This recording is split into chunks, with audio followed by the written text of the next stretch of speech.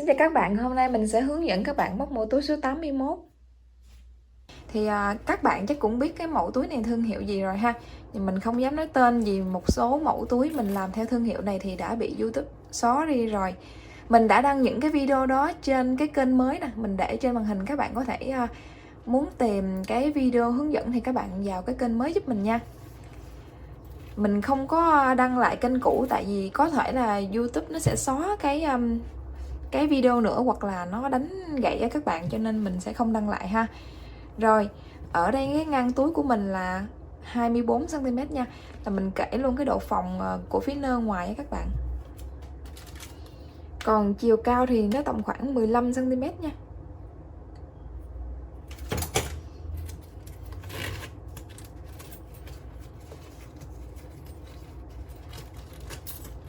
Dây kéo mình sẽ dùng loại hai chiều như thế này, chặn luôn hai đầu. Do cái túi phơm nó hơi mềm cho nên mình đã nhét giấy ở trong đó các bạn. Đây. Ở bên trong là sẽ có một ngăn dây kéo và một ngăn không dây kéo như thế này ha.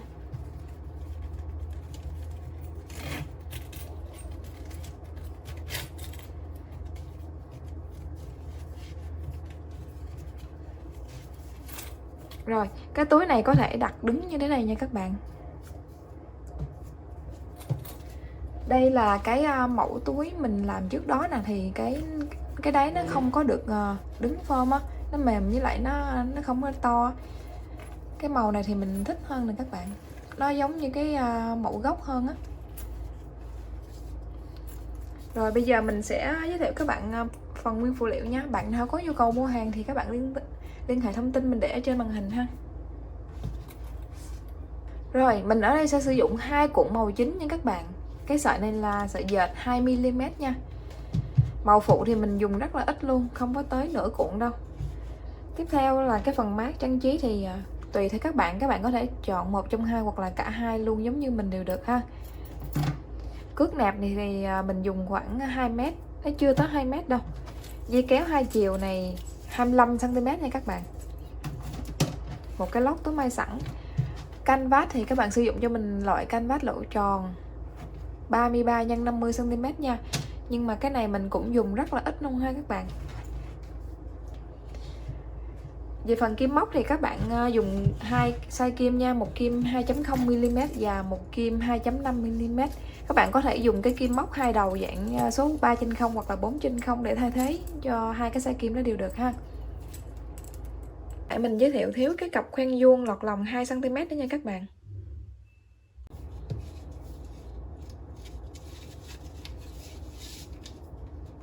Rồi đầu tiên các bạn sẽ gài cho mình 43 mũi bính nha. Ở đây thì mình móc nó hơi chặt tay một chút xíu nha các bạn.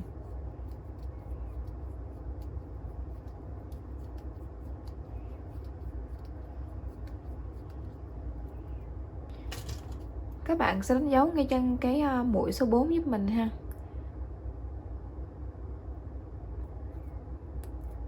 Rồi các bạn sẽ móc từ mũi cái chân số 5, móc cho mình 38 mũi ép nha.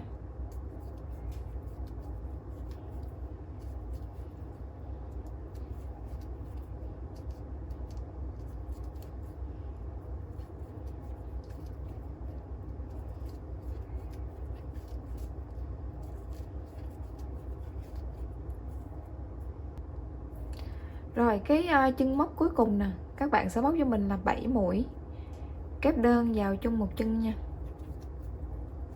1 2 3 4 5 6 7. Rồi các bạn móc tiếp cho mình 38 mũi kép đơn. Các bạn nhớ là vừa móc các bạn đặt cái sợi dây ngay trong cái đường móc của mình ha, kẹp cái sợi thừa vô luôn.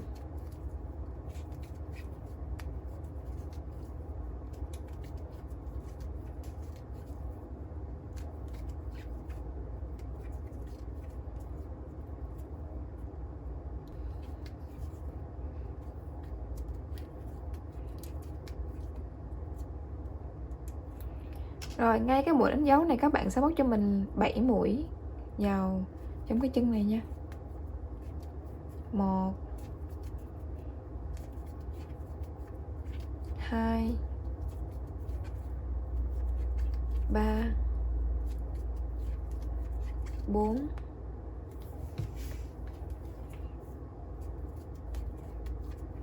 5 6 7. Rồi các bạn sẽ móc cho mình mũi dời để kết thúc hàng ha. Các bạn bỏ qua cái đường bính này, mình móc vô cái mũi số 1 luôn nha.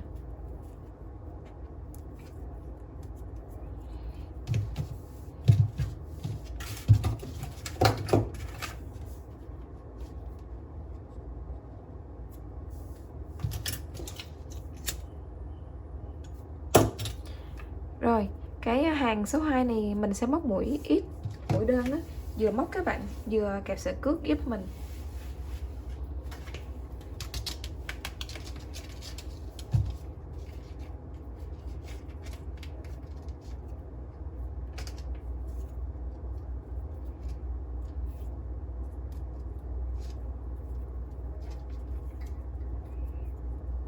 Móc lên một bính nha.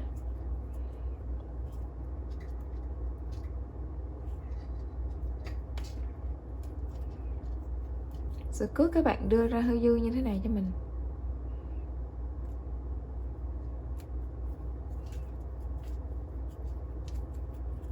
Rồi các bạn sẽ móc cho mình 40 mũi đơn.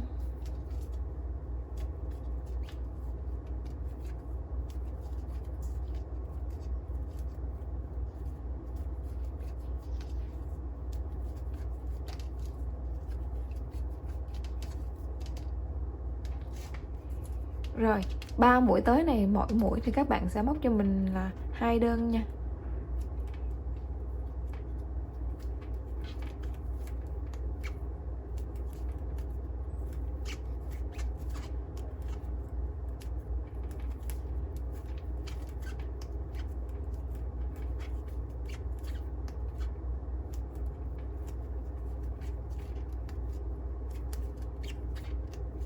Rồi các bạn lại móc tiếp cho mình 42 mũi ha, 42 mũi đơn.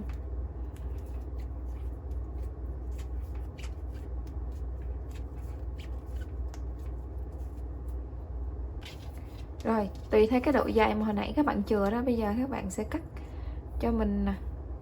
Cái sợi dây này không quá cái đầu nhọn này ha.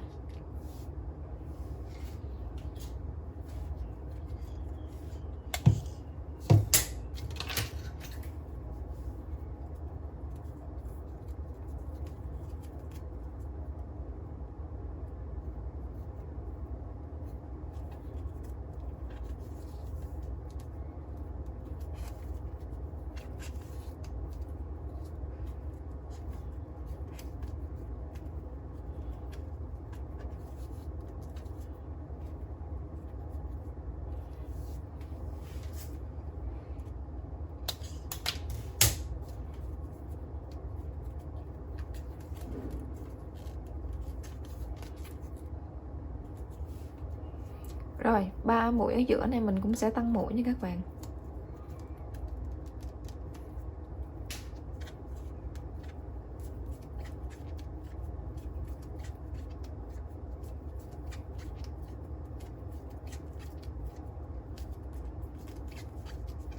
Các bạn móc 2 ít cho mình, 2 mũi cuối nè.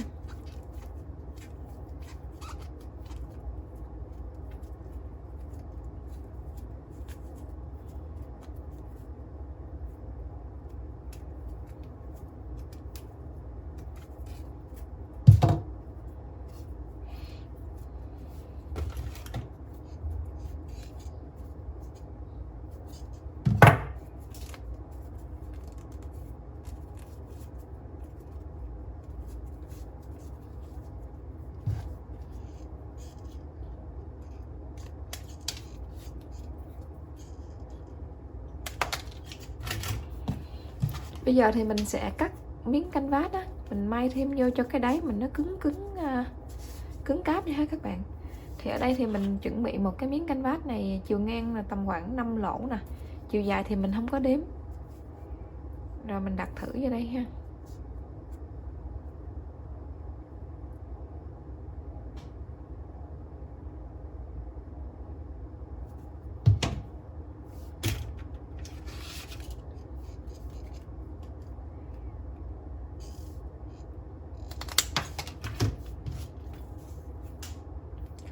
Nó nằm ở phía trong cái hàng mình vừa nẹp viền nha các bạn. Đó, mình cứ cắt từ từ thôi. Rồi bây giờ mình bo cái góc nó.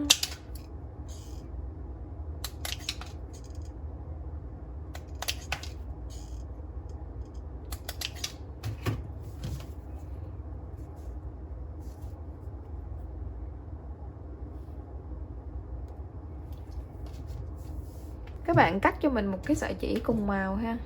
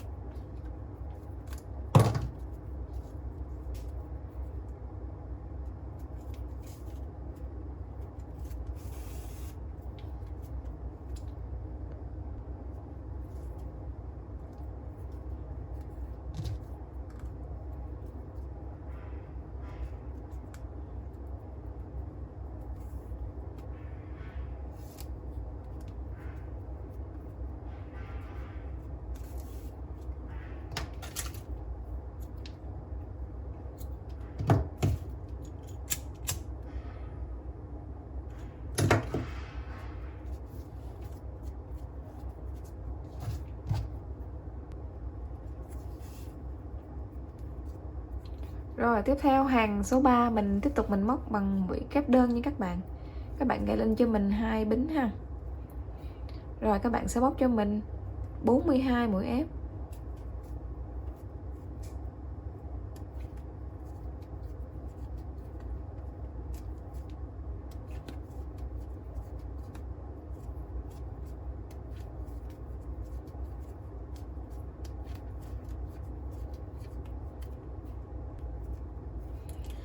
Rồi các bạn sẽ móc cho mình 2V nha.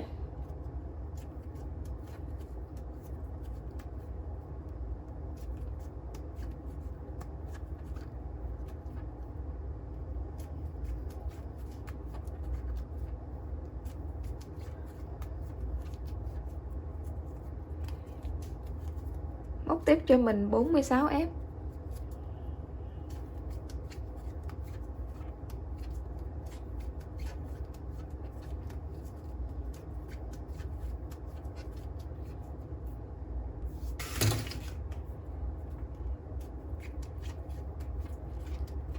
Rồi các bạn sẽ móc cho mình 2V nha.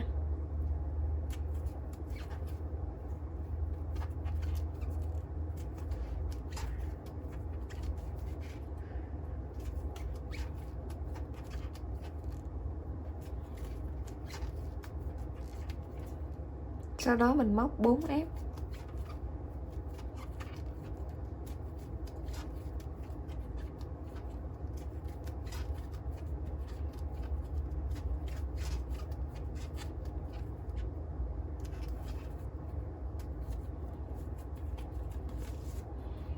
Tiếp theo hàng số 4 các bạn sẽ móc cho mình 44 ép.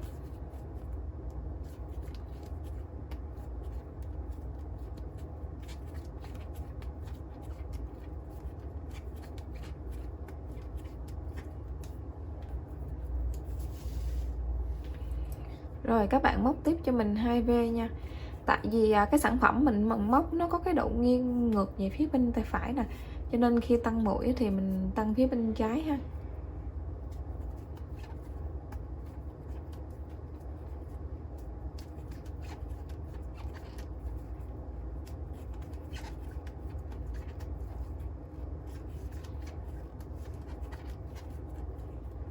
Rồi các bạn móc tiếp cho mình 48 ép nha.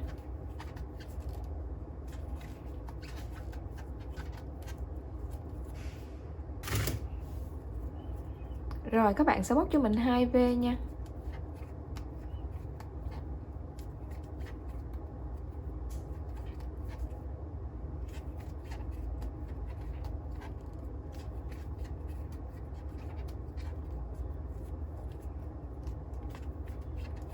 Móc tiếp cho mình 4 ép.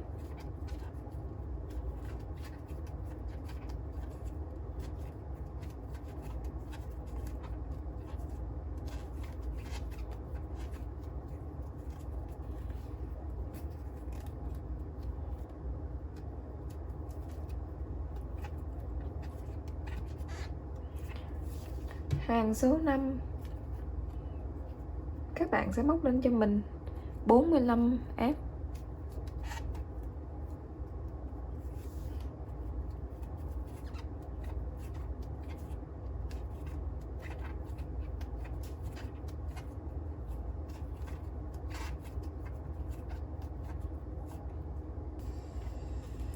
Rồi các bạn móc tiếp cho mình 2V nha.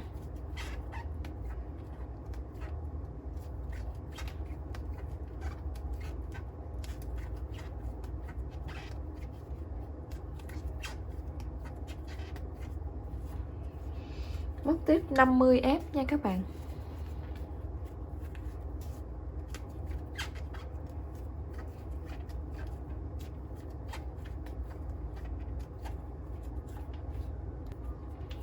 Rồi các bạn móc tiếp cho mình 2V nha.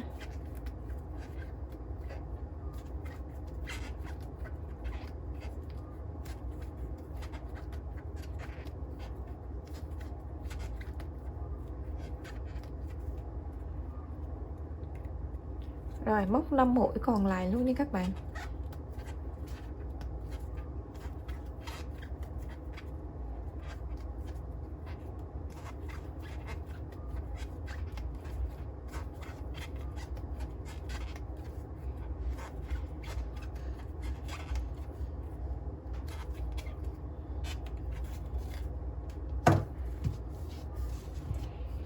Từ hàng số 6 đến cái khi nào mình móc đủ cái chiều cao của sản phẩm á, thì mình sẽ ngưng nha.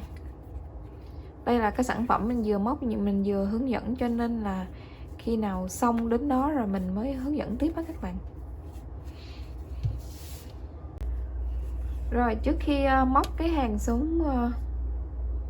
11 thì các bạn sẽ đánh dấu cho mình ha. Ở đây từ cái chỗ này đến cái chỗ đánh dấu là 48 mũi nha. Các bạn sẽ đánh dấu cho mình 4 mũi ở giữa. Sau đó các bạn đếm tiếp cho mình 50 mũi. Rồi các bạn cũng đánh dấu cho mình 4 mũi luôn ha. Thì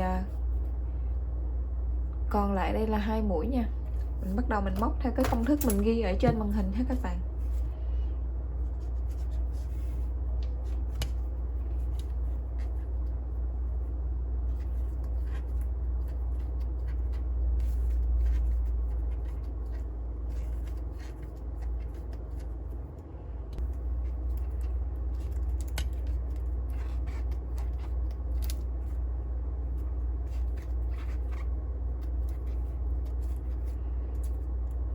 Các bạn sẽ móc 2A cho mình ha, giảm mũi á.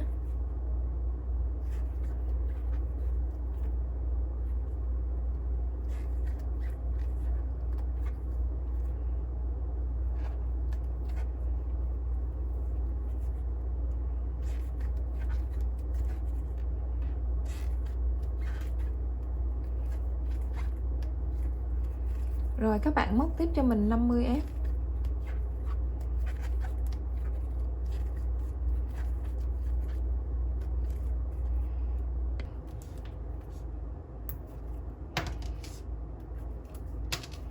Rồi các bạn sẽ móc cho mình 2A luôn nha.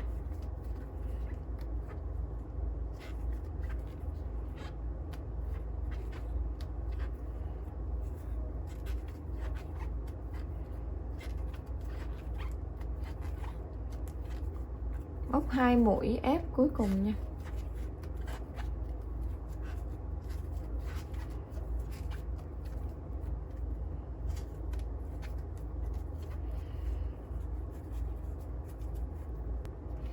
Rồi tiếp theo hàng số 12 thì các bạn sẽ móc cho mình là 104 ép nha. Mình không có giảm mũi nha các bạn.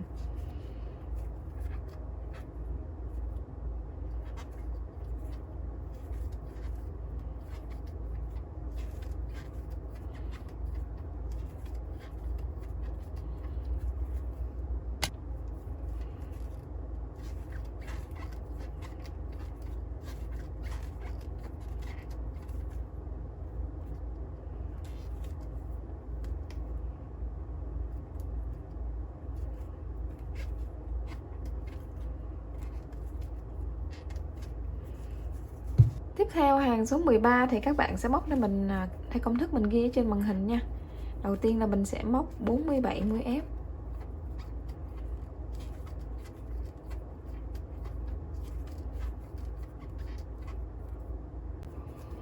Rồi các bạn móc tiếp cho mình 2A nha.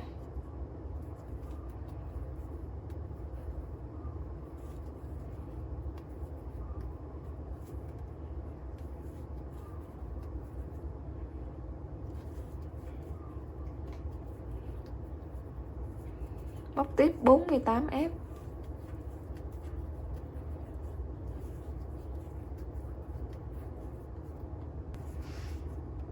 Rồi các bạn móc tiếp cho mình 2A nha.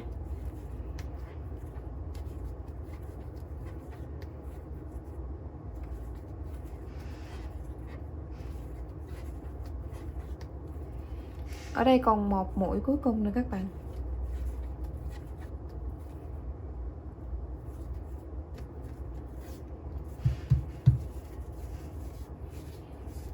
Rồi từ cái hàng này thì mình sẽ cắt cái sợi dây ha các bạn. Mình sẽ chia cái sản phẩm mình ra làm hai. Trước khi cắt dây mình cũng không có định cắt dây các bạn, lát mình móc và mình kẹp vô luôn ha. Bây giờ các bạn sẽ đánh dấu 4 điểm cho mình. Ở phần giữa cái khoảng này nè, các bạn sẽ đánh dấu cho mình là 16 mũi ha. Từ đây đến đây là 16 mũi thì các bạn đếm từ cái chỗ này nè đến đây là nó ngay cái chỗ đánh dấu đầu tiên là 15 ha. Cái mũi đánh dấu số 2 á, là 30. Cái mũi số 30 á. Rồi, cái điểm đánh dấu số 3 là 65. Cái điểm đánh dấu thứ cuối cùng là 80 nha các bạn. Thì nói chung á, là sau khi mình đếm thì ở khoảng giữa này nè, từ đánh dấu này qua đánh dấu này là 16 mũi nha. Bên đây cũng vậy luôn á. Như vậy cái sản phẩm của mình hiện tại là nó còn 100 mũi. Thì mình đánh dấu hết 16 mũi rồi. Thì các bạn nhớ là mình trừ ra số mũi còn lại mỗi bên ha. Hình như mỗi bên còn 34 mũi ha các bạn. Rồi bây giờ mình bắt đầu móc tiếp nha. Bây giờ thì mình sẽ tính là hàng số 1 nha các bạn.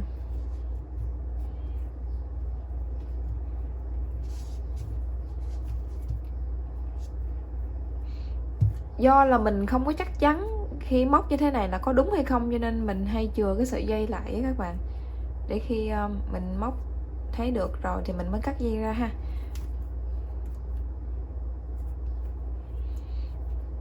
Đó, các bạn thấy là mình bỏ cái chỗ đánh dấu ra nha. Bây giờ mình sẽ tính là hàng số 1. Các bạn sẽ móc cho mình 2A. Thì ở ngoài vào thì mình sẽ móc 3 bính ha. 3 bính này là mình là tính nó là một mũi kép luôn á các bạn. Các bạn móc lên 3 bính ha, sau đó các bạn móc cái mũi kế tiếp. như thế này là mình tính 1A nha.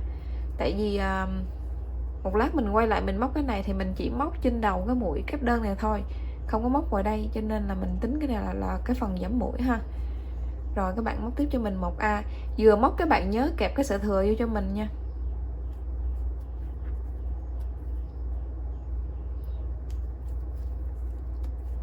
Tại sao mình móc như vậy? Thay vì các bạn móc lên 3 bính xong rồi các bạn lại móc chỗ này nữa thì nó lại dư á, mình cảm thấy dư thịt cho nên mình móc như thế này nha. Còn các bạn bình thường móc sao thì các bạn có thể áp dụng ha.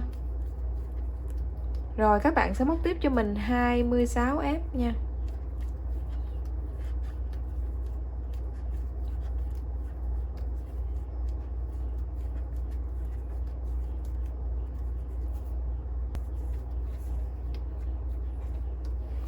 Rồi các bạn lại móc tiếp cho mình 2A.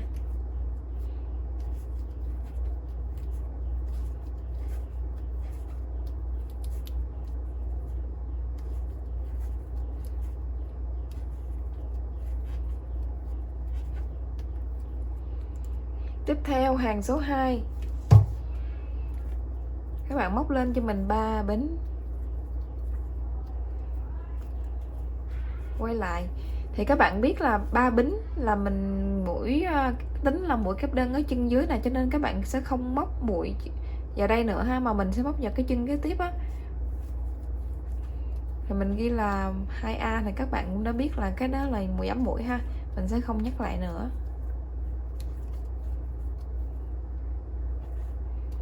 Rồi các bạn móc tiếp cho mình 9F.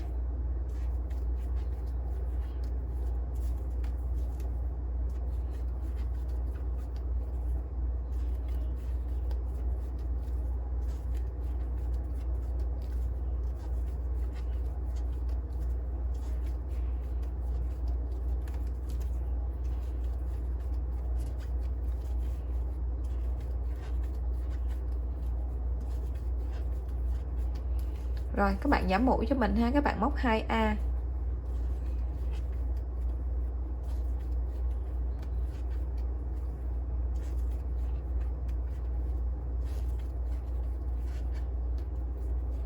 Rồi các bạn tiếp tục móc 9F cho mình nha.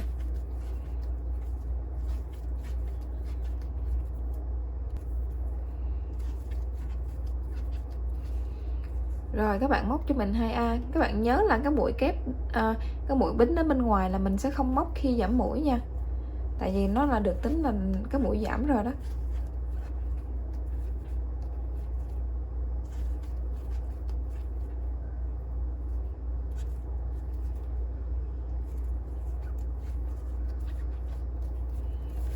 Rồi xong cái hàng số 2.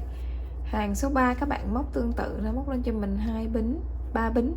Mình nói nhầm ha. Sau đó các bạn móc cho mình 2A.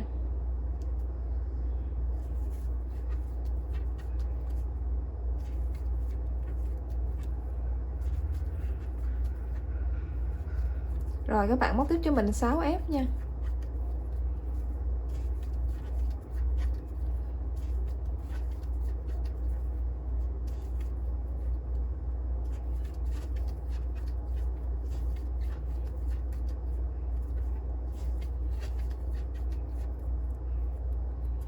Rồi các bạn móc cho mình 2A.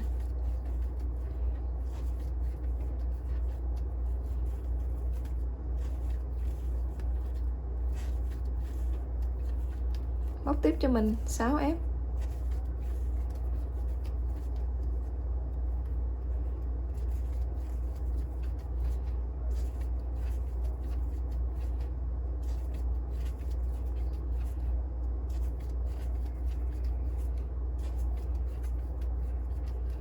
Rồi các bạn giảm mũi 2A.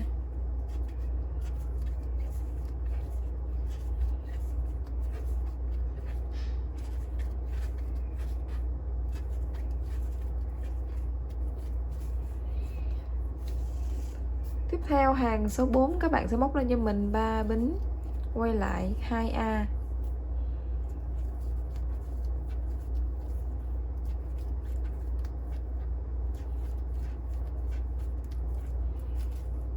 Rồi, các bạn móc tiếp cho mình 3F.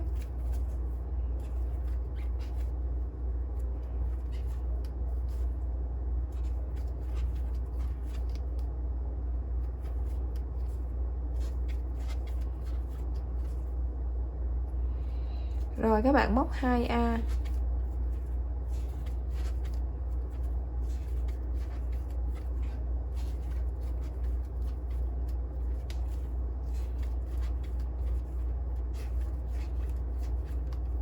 Rồi các bạn móc tiếp 3F.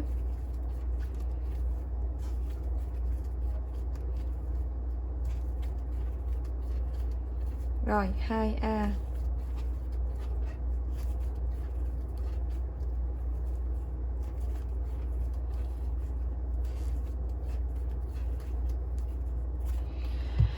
Tiếp theo hàng số 5 các bạn sẽ móc cho mình 6A nha.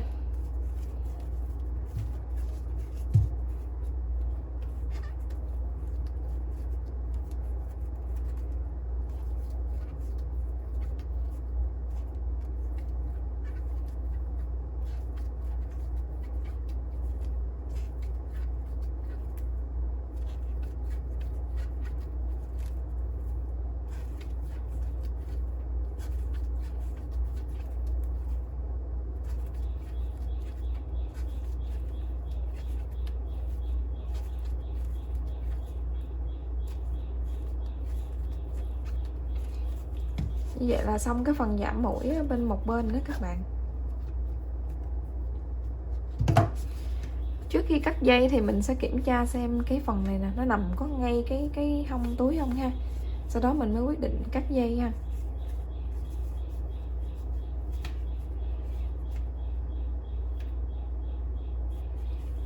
Rồi.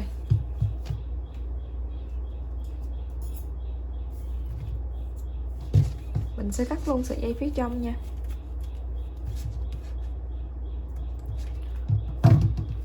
Mỗi lần cắt dây xong mình hay hơi lửa lại.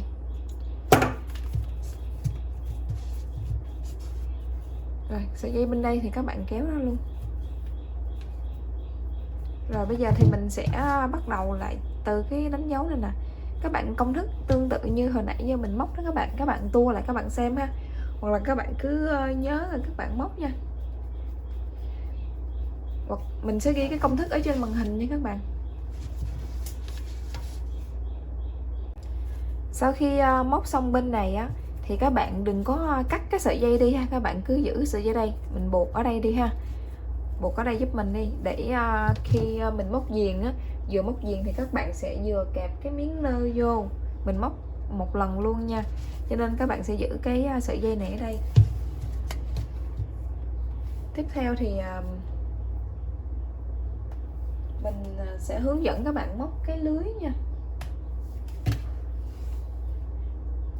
Đầu tiên các bạn sẽ gầy cho mình 26 mũi bính.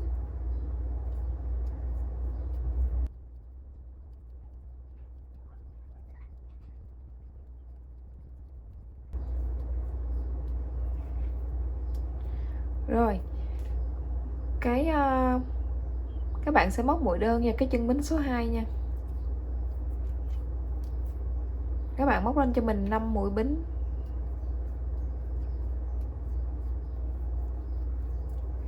Bỏ qua 3 chân 1, 2, 3, móc vào chân số 4 nha. Móc một mũi đơn. Rồi các bạn móc tiếp cho mình 5 mũi bính 1, 2, 3, 4, 5. Tiếp tục bỏ qua 3 chân nha 1, 2, 3, móc vào chân số 4. Lặp lại đến cuối hàng nha các bạn.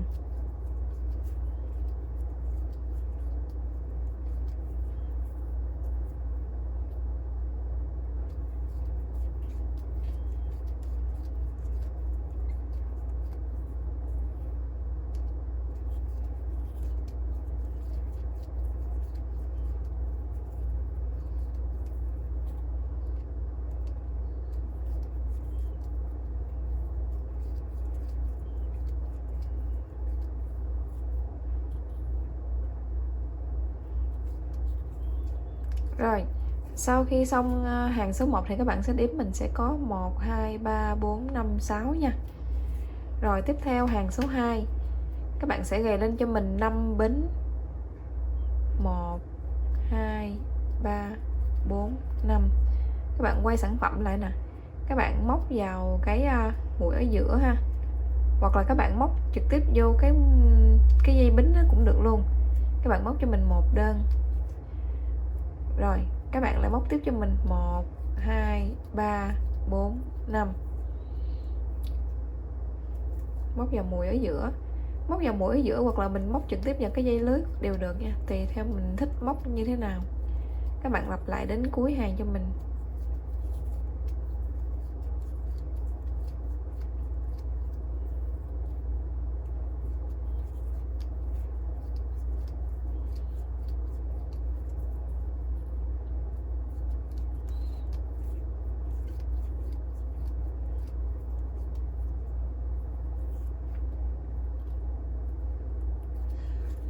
Rồi, đến đây là các bạn thấy của mình nó sẽ còn dư 2 cái đường bính này với lại 1 mũi đơn á, thì các bạn sẽ móc như thế này cho mình ha. Các bạn móc lên 2 bính, sau đó các bạn móc mũi kép đơn vào cái chân mũi đơn này nha các bạn. Móc xong đi rồi mình giải thích tại sao nó như vậy ha. Đó. Như các bạn thấy là ở đây mình sẽ còn là 5 cái lưới nè, 1 2 3 4 5 với lại 2 cái lưới nhỏ hai bên, giống như 2 cái lưới nhỏ nó bị tách ra làm 2 á, chia làm 2 nửa á các bạn. Cho nên là mỗi bên nó chỉ còn 2 bính thôi.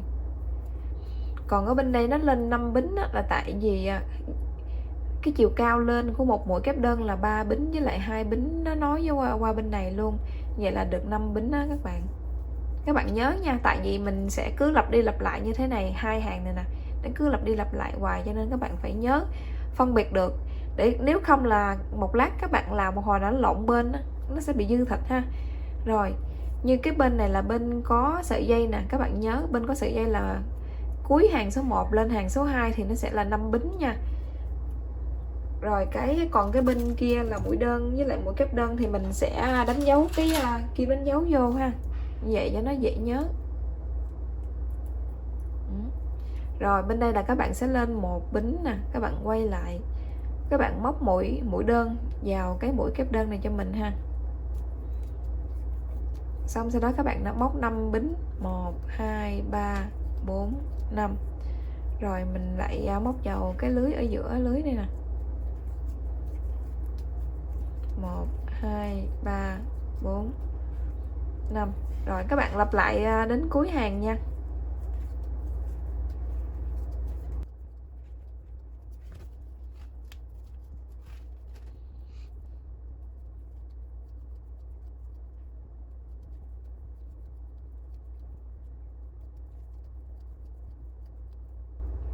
Rồi đến cuối hàng ngay cái mình nói là nó còn bị 2 nửa tách ra đó, thì các bạn sẽ đếm cho mình nè, 1 2, các bạn móc mũi đơn vào cái mũi số 3 ha.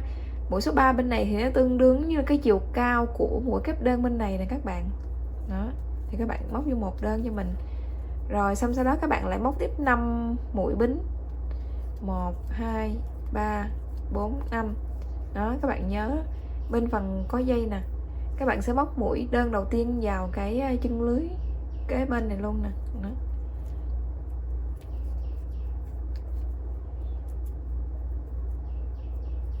Rồi 1 2 3 4 5. Mình lặp lại đến cuối hàng nha. Rồi các bạn nhớ là khi đến cuối hàng nè, các bạn nhập mũi đơn ở dưới đây nè, thì các bạn nhớ móc cho mình 2 bính với lại 1 mũi kép đơn ha, vào trong cái mũi đơn này.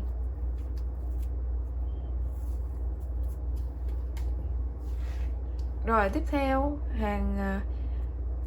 hàng số mấy, số 5, móc lên 1 bính, quay đầu lại, các bạn móc 1 đơn vào cái đầu mũi kép đơn này. Xong sau đó các bạn móc 1 2 3 4 5, móc vào cái chân lưới kế tiếp nha. Đó, như các bạn nhìn thấy nè, đó, hàng lẻ thì nó sẽ có đủ 6 cái lưới này, còn cái hàng chẵn á, thì nó sẽ có 5 cái lưới to với lại 2 cái lưới nhỏ hai bên nha.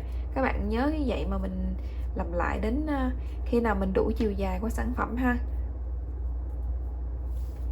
Sau khi mình móc xong 59 hàng ha, thì cái sản phẩm này mình không kiểu như là đo nó sẽ không có chính xác á các bạn, tại vì cái lưới nó có độ co giãn ha, nó co giãn theo chiều ngang rồi chiều dọc như thế này nữa, cho nên là mình chỉ đo kiểu như là xương xương thôi cho các bạn xem tham khảo thôi nha.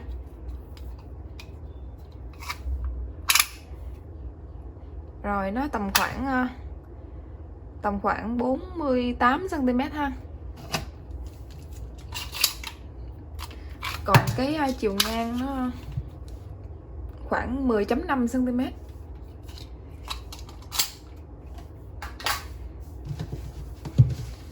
Cách mình đếm hàng như thế này là mình đếm cái này là 2, 4, 6, mình đếm lên nha. Tại vì cái này là mũi đơn này là của cái hàng số 2, cái mình đếm đây là 2, 4, 6, 8, mình đếm lên hoài luôn. Rồi bây giờ mình sẽ ráp lại nha các bạn. Các bạn nào mà nếu như các bạn móc siết tay hơn thì các bạn móc cho mình thêm tăng hàng, nhưng mà tăng theo số lẻ giống như mình nha. Ví dụ như mình 59 thì các bạn 61, 63, chứ đừng tăng mũi chẵn thì mình khó ráp lại ha. Rồi bây giờ mình sẽ móc 2 lên 2 bính nè. Rồi các bạn sẽ móc nối qua bên cái mũi bên này, ngay trên cái chân móc ấy ha. Rồi các bạn móc mũi trượt cho mình nha, mình dùng mũi trượt để nối lại. Xong các bạn móc lên 2 bính. Rồi các bạn trượt qua cái mũi lưới bên đây nè, ở giữa đó, cũng dùng mũi bính luôn ha các bạn. Rồi các bạn trượt lên 2 bính, các bạn nối qua bên này. Bên này thì cái lưới ở giữa nó chỉ có 3 mũi thôi, mình chọt vô mũi ở giữa nha. Rồi cứ như vậy mình làm đến hết hàng luôn. Mình chỉ nói với chăng mấy chỗ đường bính thôi nha các bạn.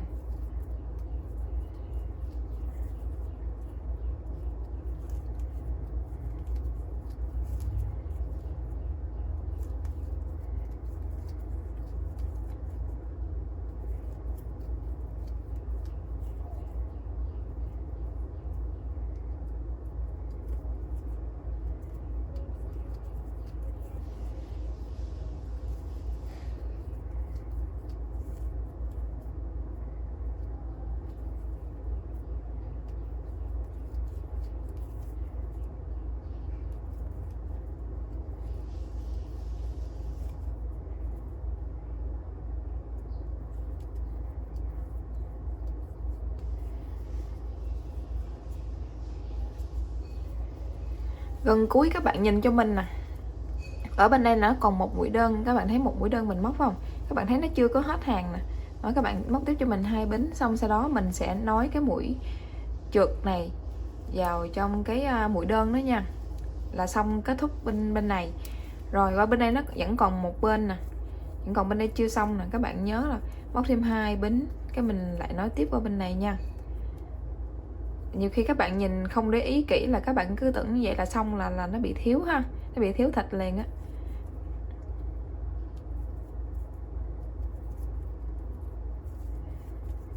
Làm xong rồi các bạn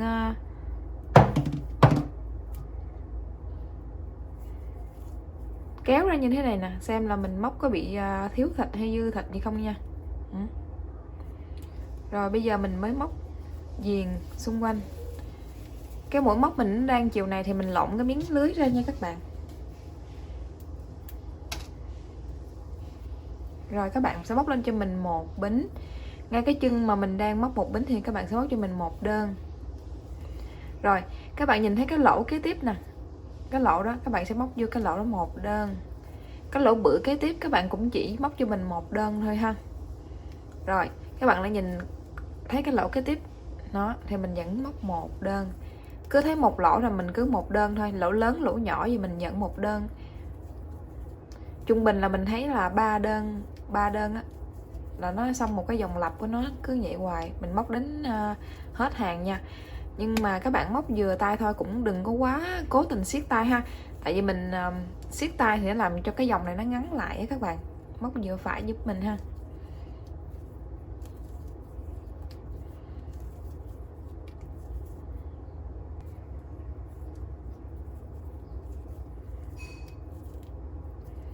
Rồi sau khi móc xong các bạn sẽ móc mũi dời cho mình nha. Mình cắt dây ở đây luôn nha. Các bạn kéo ra cho mình.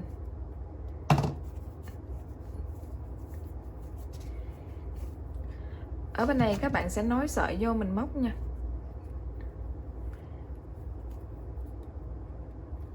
Mình có thể nối sợi ngay cái nút này luôn.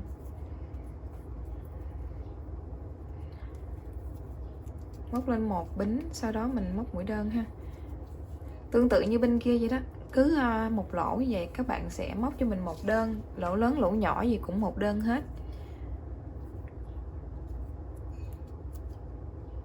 Vừa móc các bạn vừa kẹp cái sợi thừa luôn nha.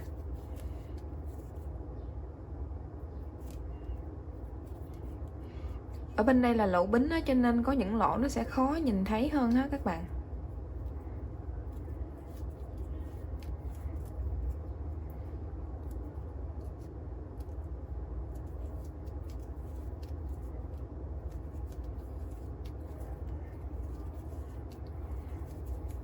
Rồi như vậy nha. Khi móc đến gần cuối dòng á, các bạn sẽ kéo cái sợi thừa bên đây nè, các bạn kéo qua bên phải á, vừa móc các bạn vừa kẹp cái sợi thừa này luôn. Như vậy là mình đỡ tốn công, sau khi hoàn thành đỡ tốn công phải giấu cái sợi thừa lần nữa ha.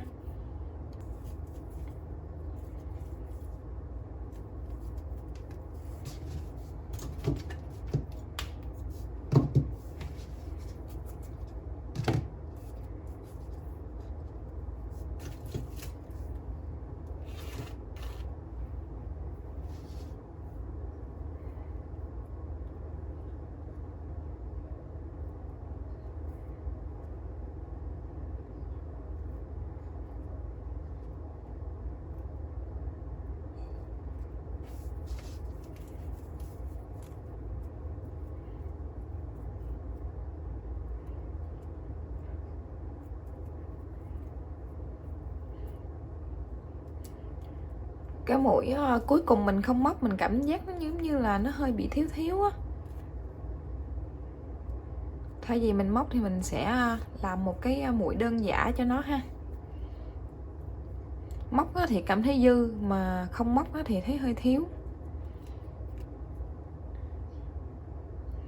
Các bạn mỗi lần nhìn thấy dư là các bạn thấy cái chỗ đó nó nhọn nhọn lên là nó hơi dư đó, cho nên các bạn xem là tùy mình xử lý ha. Ở đây mình sẽ làm một mũi đơn giản cho nó nè, khâu qua cái mũi chân đầu tiên nè, xong mình khâu chỉnh ngược lại cái mũi cuối. Rồi bây giờ thuận chiều cái kim mình sẽ giấu sợi thừa bên dưới này luôn ha.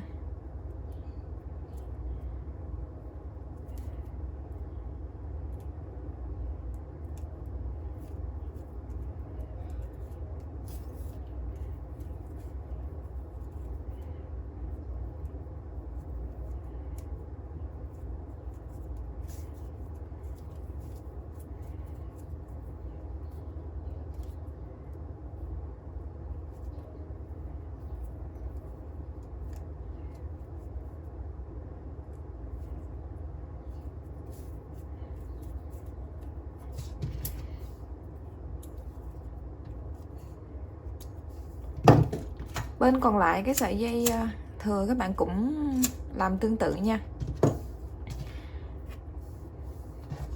Về cái phần cái miếng thứ hai các bạn, cái miếng lưới thứ hai thì mình sẽ móc hơn cái miếng lưới thứ nhất này nha.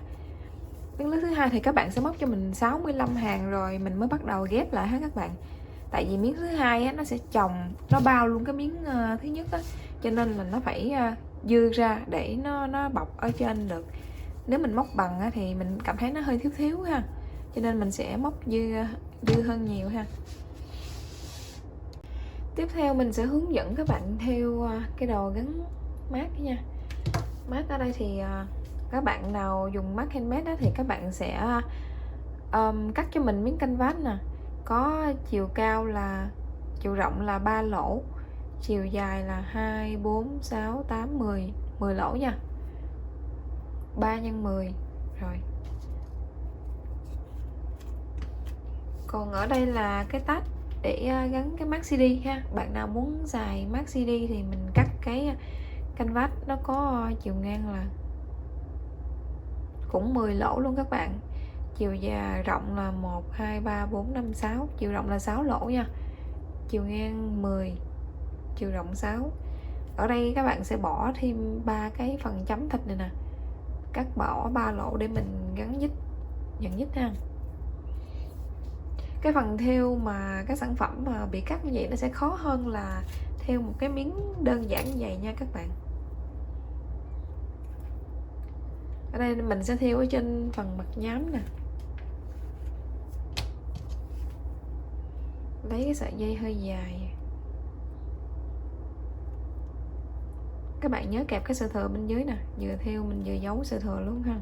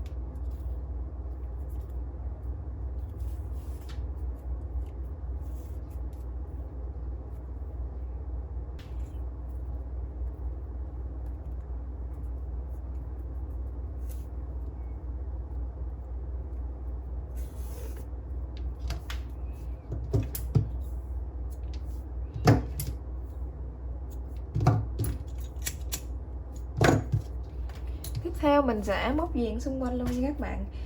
Cái phần thêu với lại móc viền này các bạn áp dụng vô trong cái phần miệng dây kéo luôn nha. Đến khi cái miệng dây kéo mình không hướng dẫn thì các bạn cũng biết cách làm rồi ha. Rồi để cho cái đường viền này nó sẽ đẹp hơn thì mình đưa cái mặt phải ra ngoài nha.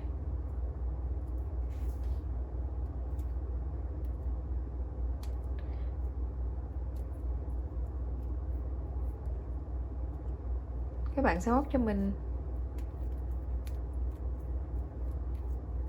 2 mũi đơn vào đây nha.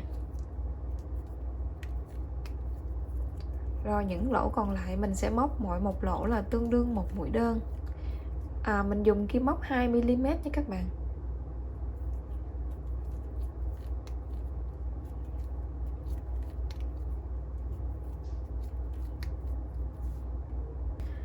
Đến cái phần góc nè, các bạn sẽ móc cho mình là 3 đơn vào cùng một lỗ nha.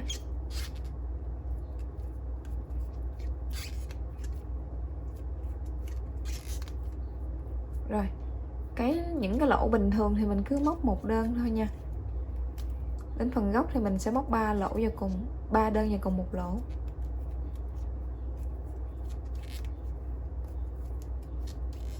Rồi, ở đây mình vừa móc mình vừa kẹp cái sợi thừa này luôn nha, cho nó gọn. Các bạn làm tương tự như vậy nha, đến góc này cũng sẽ 3 đơn vào cùng một lỗ. Qua đây thì các bạn sẽ móc một lỗ ha. Cuối cùng thì mình sẽ móc một mũi vào trong cái chân thứ nhất nè.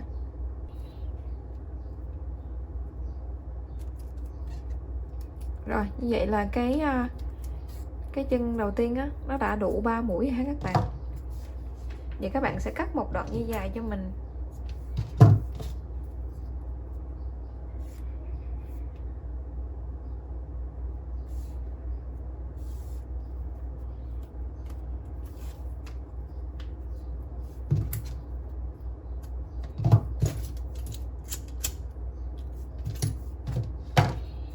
Rồi các bạn gắn cái mác vô luôn ha.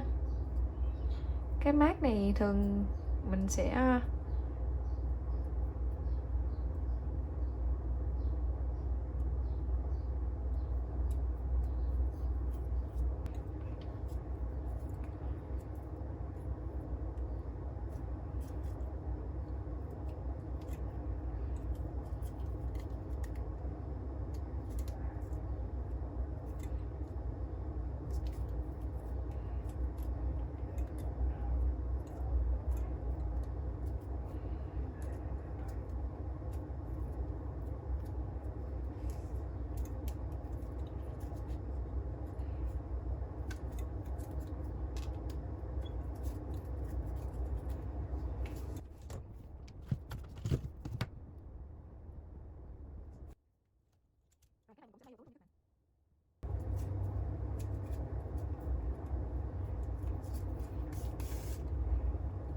tiếp theo mình sẽ hướng dẫn các bạn móc cái miếng bọc cái nơ phía trước ha. Ở đây mình sẽ móc theo cái chiều dài, chiều dọc nha các bạn. Các bạn gầy cho mình 15 mũi bính.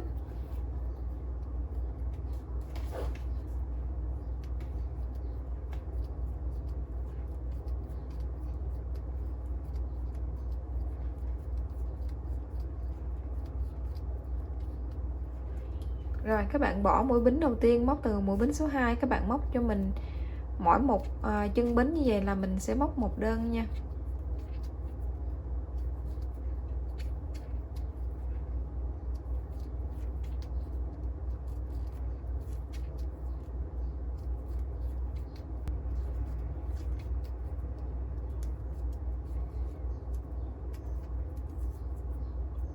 Rồi hàng số 2 lên một bính quay lại.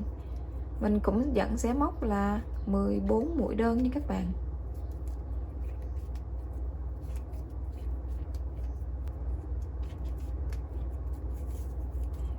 Rồi tiếp theo hàng số 3 với số 4 các bạn móc tương tự hàng số 2, mỗi hàng là 14x nha. Rồi sau khi móc xong 4 hàng thì bây giờ mình sẽ móc viền xung quanh nha các bạn. Đầu tiên các bạn sẽ móc cho mình lên một bính nè. Ở cái chân đầu tiên các bạn sẽ móc cho mình là 2 mũi đơn vào cùng một chân ha. Đây cái chân này là cái mũi đơn cuối cùng mình vừa móc đó. Các bạn móc vào đây 2 mũi đơn. Rồi các bạn móc 2 đơn dưới này, 1 đơn, 2 đơn cho mình nha.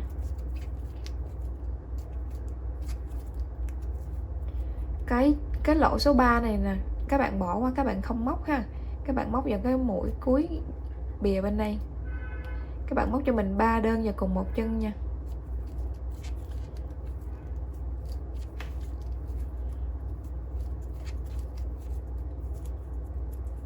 Rồi bây giờ theo chiều dọc thì mỗi một lỗ các bạn móc tương đương là một chân, một mũi đơn. Rồi móc đến cái chỗ này các bạn sẽ móc vào cái này nè, 3 mũi đơn vào cùng một chân ha. Vừa móc vừa kẹp sợi thừa luôn nha các bạn. Rồi tương tự như đầu bên đây, các bạn bỏ qua cái chân móc này nè. Không, cái chân này các bạn móc cho mình đi. Mình sẽ bỏ chân ở phía bên tay trái của mình. Các bạn móc cho mình 2 đơn. Rồi cái lỗ này mình không móc nha, mình bỏ qua nha.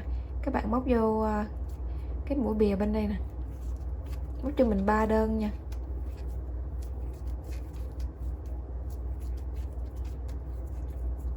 Rồi sao mình kẹp sợi thừa ít như ta. Tương tự như vậy thì bên này các bạn sẽ móc lên cho mình 12 đơn ha. Rồi cái chân móc cuối cùng, móc vào cái chân đầu tiên cho mình. Vậy là xong ha. Cắt sợi dây chừa dài để may nha các bạn.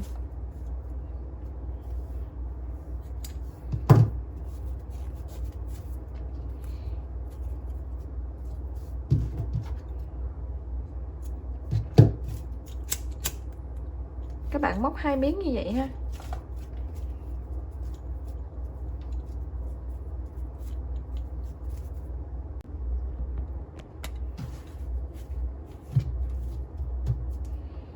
Bây giờ thì mình sẽ chồng cái miếng nhỏ vô trước nha các bạn.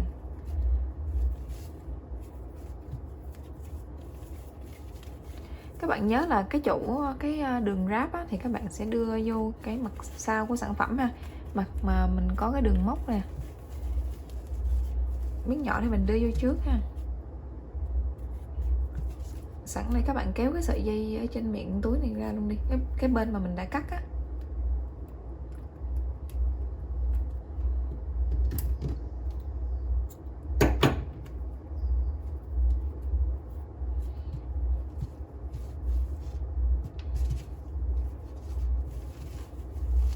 Chỉnh cái chân cái đường ráp nó vô phần giữa nha các bạn.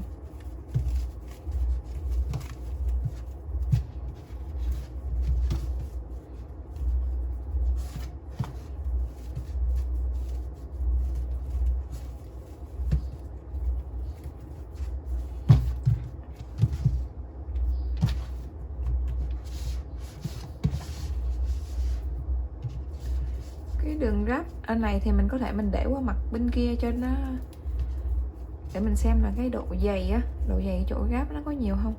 Nếu mà nó không nhiều thì mình để chung cùng một mặt luôn nha.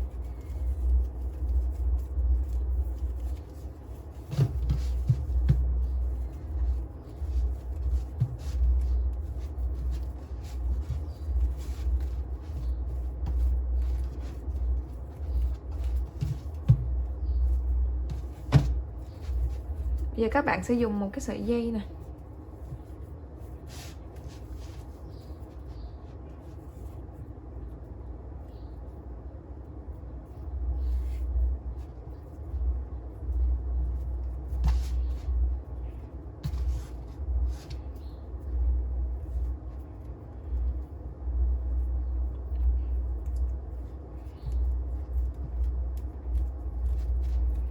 Bây giờ mình sẽ buộc trước như thế này ha. Một lát mình sẽ điều chỉnh cái nếp sau nha. Mình buộc mối rút luôn á.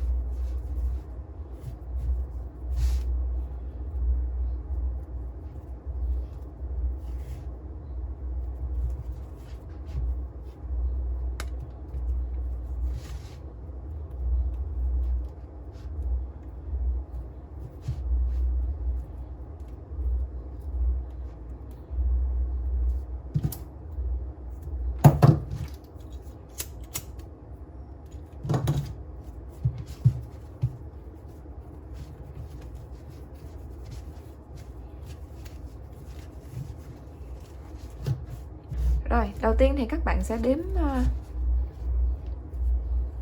sợi dây này đâu ra. Sợi dây này hồi nãy mình chưa có xử lý nè. Bây giờ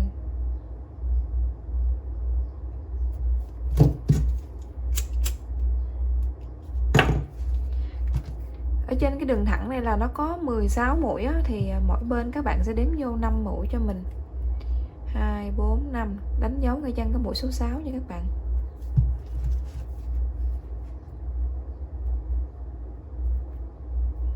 Rồi, như vậy từ hai cái chỗ đánh dấu này các bạn đếm qua cho mình là nó có khoảng 6 mũi á, nó có 6 mũi á.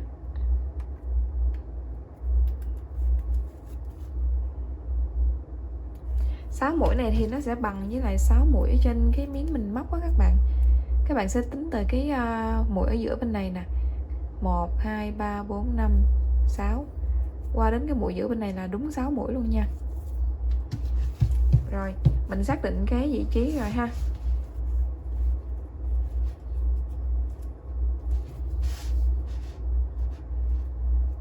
Giờ mình sửa cái sợi dây cho nó vô giữa một chút xíu.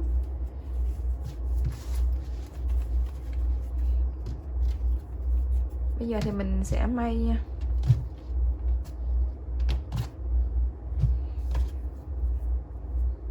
Các bạn có thể ướm như vậy nè, đó, đặt vô như vậy. Một lát mình sẽ móc viền cái miếng này chung với cái đường trên miệng đó. Thì khi móc viền vậy thì mình sẽ xem là mình sẽ may ở cái hàng nào ha các bạn. Rồi như vậy thì mình sẽ may ngay chân cái hàng này, mình sẽ đếm thử.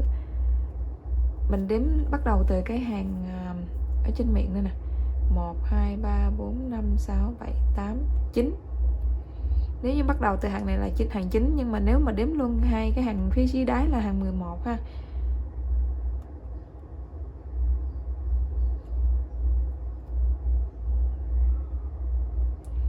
Rồi nó nằm ở ngay trên đầu hàng số 9 nha. Trước tiên mình đánh dấu xem rồi mình sẽ so á, mình sẽ so từ ở trên đây xuống nè, coi nó có ngay cái mũi mình đánh dấu phía trên này không.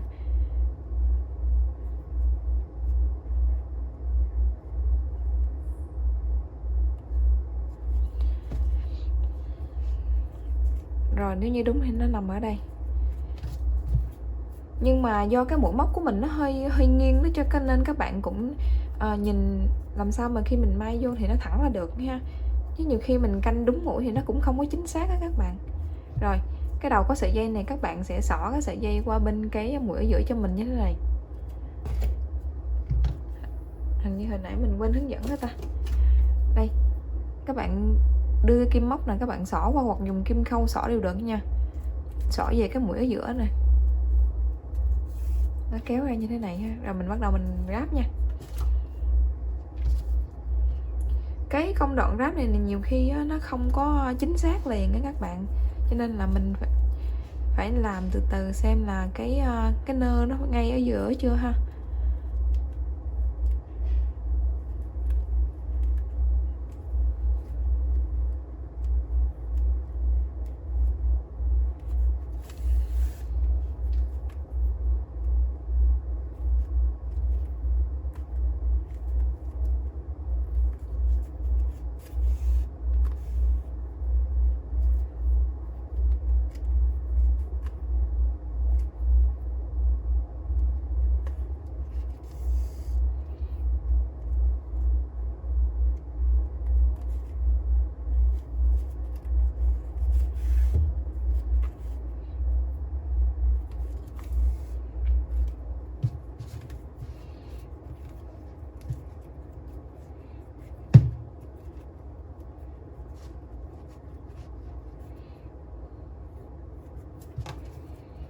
Bây giờ các bạn sẽ đánh dấu vô. Các bạn nãy mình quên ha, dùng cái đánh dấu này nè, các bạn đánh dấu luôn cái phần này, cố định ở đây luôn.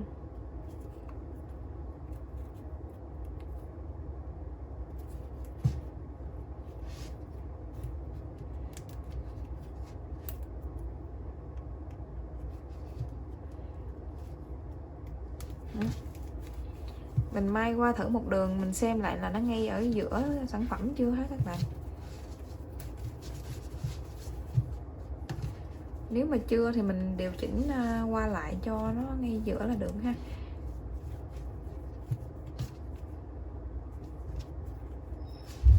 Rồi để cho nó chắc á, mình sẽ may thêm một đường trở lại nữa, xong sau đó mình mới giấu cái sợi thừa đi nha.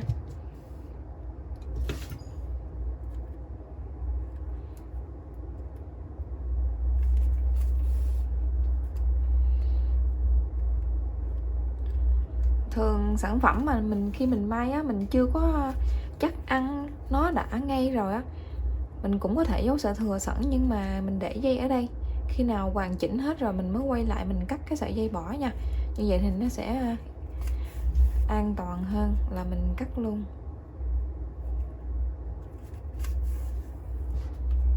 Đây sẵn mình hướng dẫn các bạn giấu cái sợi thừa đi luôn á, chứ thường là mình may xong mình để đó, một lát mình mới quay lại mình kết thúc đó. Như vậy xong mà nếu như mà các bạn cảm thấy nó đã ngay thẳng rồi thì các bạn có thể cắt luôn, còn không mình cứ để đây đi, một lát quay lại mình xử lý ha. Rồi các bạn may bên kia, may cái miếng nơ bên kia luôn nha. Rồi các bạn may cái mác vô cho mình luôn nha. Bạn nào dùng mác handmade đó hoặc là mác CD thì tùy theo các bạn ha.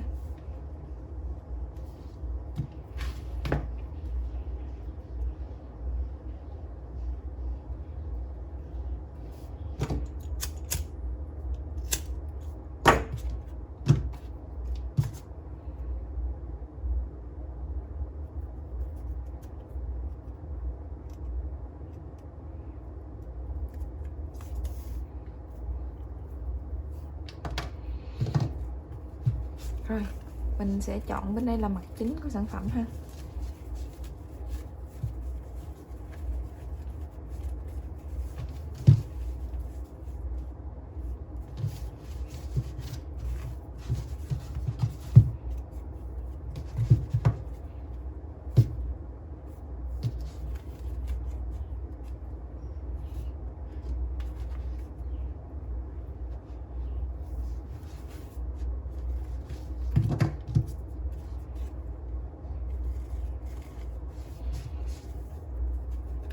Các bạn may cái mác á, các bạn đừng có thấp ở dưới quá, nó phải lên gần khoảng giữa này nè.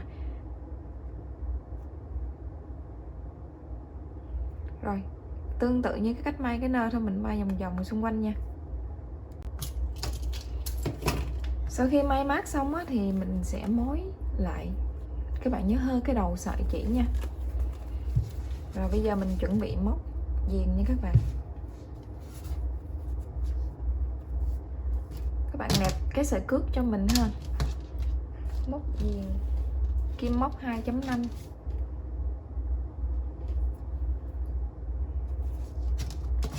Cái sợi dây này là ban đầu mình kêu các bạn đừng có cắt á, chừa lại đó. Giờ mình sẽ lấy cái sợi dây đó mình móc luôn ha. Đầu tiên các bạn sẽ móc lên cho mình một bính.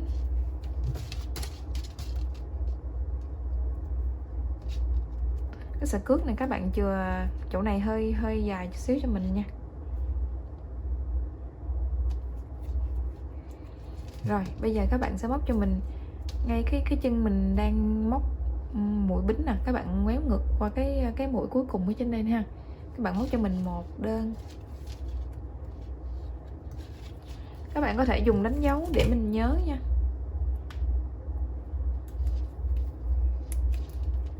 Rồi cái đường dốc xuống như thế này thì các bạn cứ việc móc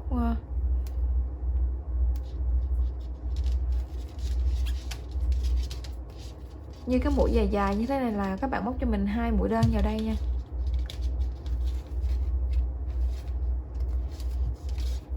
Cái lỗ nhỏ này các bạn sẽ móc một đơn.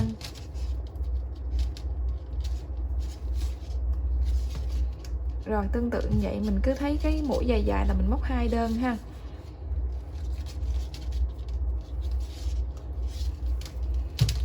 Đến cái mũi nhỏ ở đây, cái lỗ nhỏ này mình móc một đơn.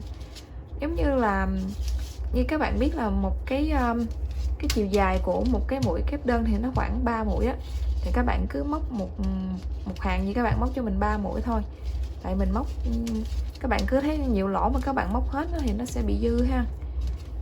Các bạn cứ thấy cái trên này 2 mũi đơn nè, vô cùng một lỗ bự á, thì các bạn móc tiếp một lỗ nhỏ một đơn thôi.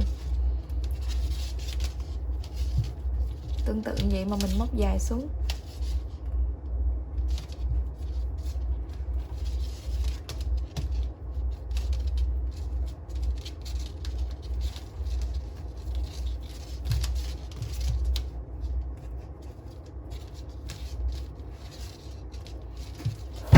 Ow.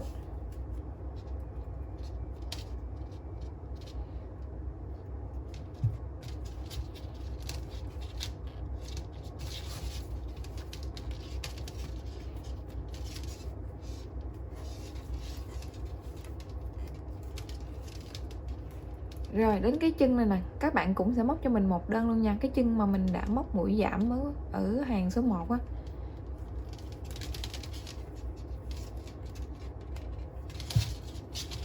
Rồi xuống cái đường ngang này là nó dễ nè các bạn. Nó cứ một mũi kép đơn bên dưới thì mình cứ móc một chân mũi đơn thôi.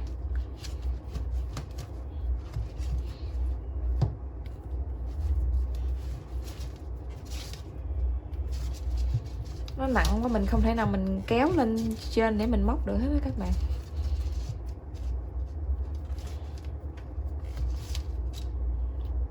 Khi móc đến cái phần mình đánh dấu á, thì các bạn sẽ móc một lượt hai cái luôn, 2 lớp luôn ha.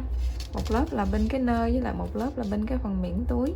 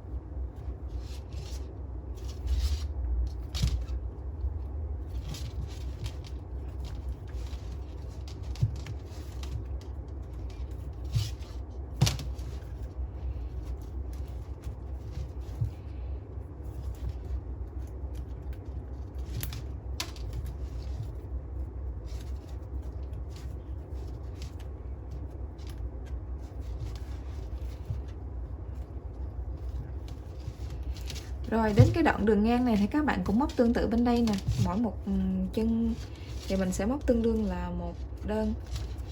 Đến cái đoạn đường chéo lên thì các bạn móc tương tự bên này, cái lỗ lớn mình móc hai đơn, cái lỗ nhỏ mình móc 1 đơn nha. Rồi đến gần đến lên cái đỉnh chỗ sợi dây này nè, mình sẽ hướng dẫn tiếp nha.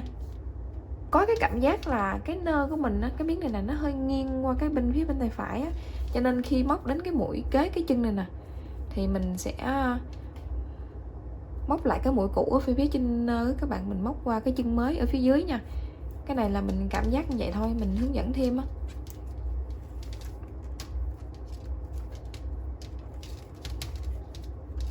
Móc cái này thì nó không có ảnh hưởng gì chân nha các bạn, cái số mũi nó vẫn như vậy á. Tại vì mình móc thêm cho mình muốn kéo cái phía này nè, nó qua bên tay trái chút xíu á. Nãy mình nhìn nhầm là cái sợi dây nằm bên phía bên tuốt bên này là rồi bây giờ lên tới gần tới cái đỉnh này nè, mình vẫn móc bình thường ha. Cái mũi chỗ này mình vẫn móc 2 bính nè. Đó, bây giờ lên như chân cái mũi giảm nè các bạn, cái mũi chữ A thì các bạn sẽ móc cho mình là 2 mũi đơn vào cùng một chân đó ha.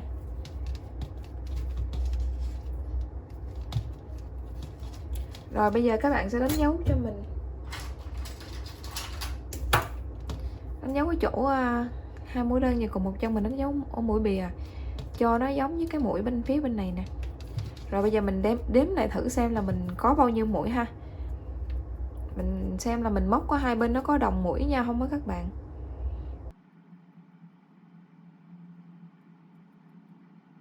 Rồi mỗi bên á, từ cái chỗ này đến đây là 20 mũi. Từ bên đây đến đây mình cũng móc 20 mũi, nghĩa là hai bên nó cân đối với nhau á. Còn các bạn móc như thế nào thì các bạn đếm xem là mình có cân đối chưa, rồi các bạn tự chỉnh ha. Phần ở giữa mình không đếm cho nó dễ á, chứ không có gì nha, cho nên mình xem cân đối chưa thôi. Rồi bên chỗ này phần miệng thì các bạn cũng sẽ móc cho mình mỗi một chân vậy, mình chỉ móc một đơn thôi nha.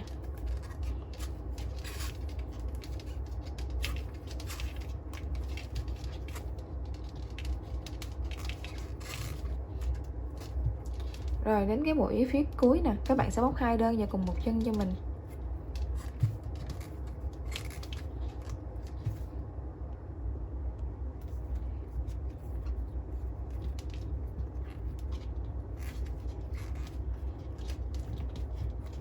Rồi lúc này các bạn cũng sẽ đánh dấu vào cái mũi ở ngoài, đánh dấu để mình biết phần này là trên phần miệng túi á, có khi nữa mình gấp quai thì mình gấp ở đây nè. Rồi tương tự vậy thì các bạn móc xuống đây, đến gần ở giữa thì mình sẽ hướng dẫn các bạn xử lý cái sợi cước này nha. Đến đây thì các bạn nhớ là vừa móc mình vừa kẹp cái phần sợi thừa đi theo luôn ha. Cái phần cắt cái sợi cước dài này còn tùy theo các bạn chừa cái đoạn này dài hay ngắn như thế nào nha.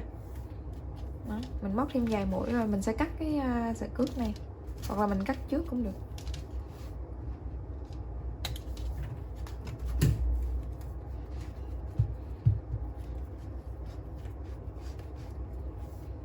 Rồi bây giờ mình vừa móc vừa kẹp một lượt hai sợi cước chồng lên nhau nha các bạn.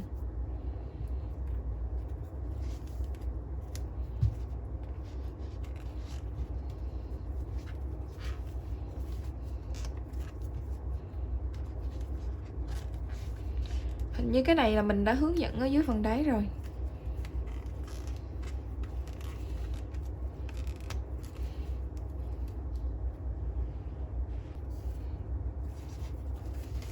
Rồi đến cái phần này nè, các bạn sẽ móc cho mình mũi V ở trên đầu mũi số A ha, chữ A đó.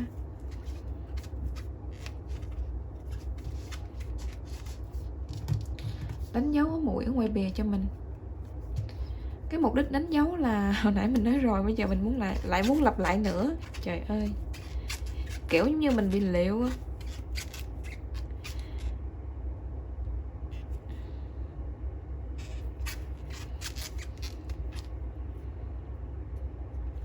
Mình xem bên kia mình đã móc bao nhiêu mũi ha. 2, 4, 6 2, 4, 5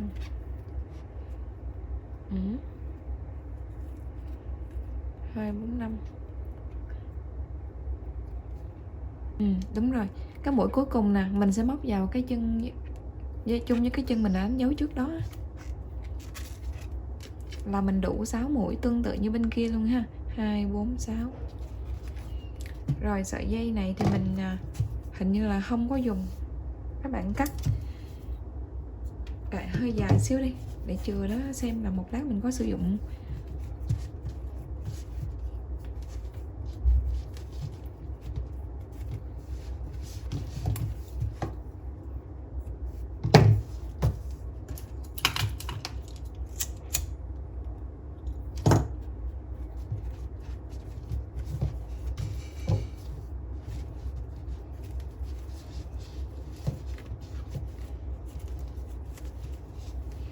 Giờ các bạn thử cái phần nơ cho mình ha, xem là nó có bị dư hay là nó bị thiếu không á, thì mình kịp thời mình chỉnh sửa nha.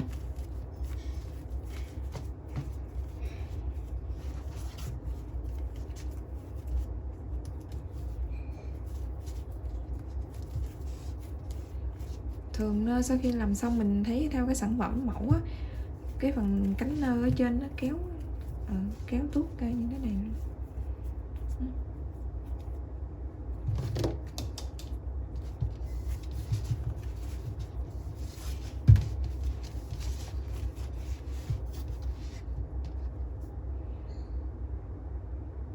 Rồi lúc nãy mình đổi ý cho nên mình đã may thêm cái mác handmade vô đây rồi nha các bạn. Bây giờ thì mình sẽ xử lý cái sợi dây cước này ha.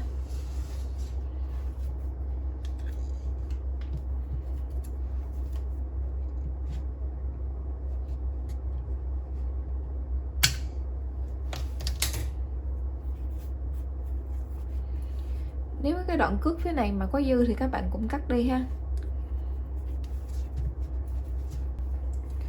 Rồi bây giờ mình sẽ hướng dẫn các bạn móc quai nha.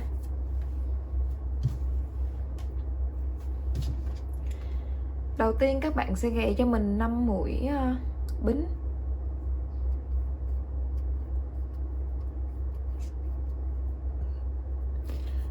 Cái cách móc của mình là móc mũi giả đan nha các bạn. Cái mũi bính đầu tiên á, mình không có móc vào, mình móc từ mũi bính số 2. Móc lên một mũi như thế này, mình giữ nguyên trên kim ha, không có móc qua luôn. Xong sau đó mình gầy tiếp một mũi mới, cứ dựng nó trên kim giúp mình ha. Rồi các bạn đếm lại thì trên kim mình có 5 mũi nha. Bây giờ mình sẽ móc ngược trở lại mới xong cái hàng số 1 ha.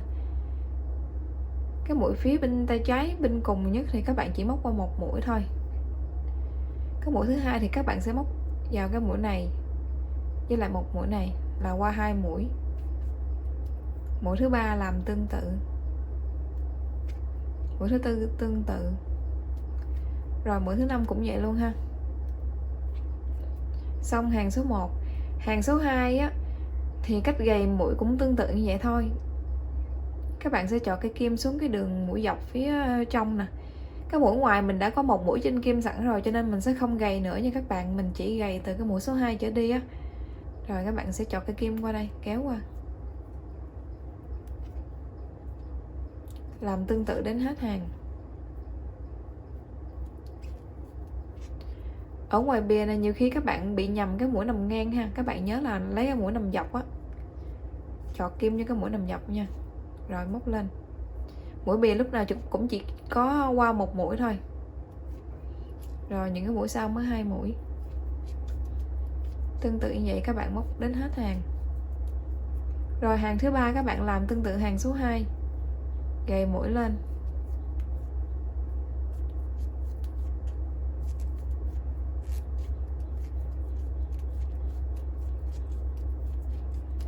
Rồi các bạn móc cho mình khoảng 104 hàng ha. Sau khi móc xong 104 hàng thì mình sẽ đo sản phẩm lại ha.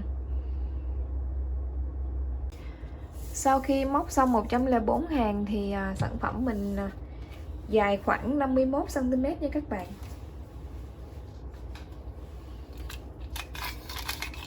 Chiều ngang sản phẩm thì tầm 2 cm.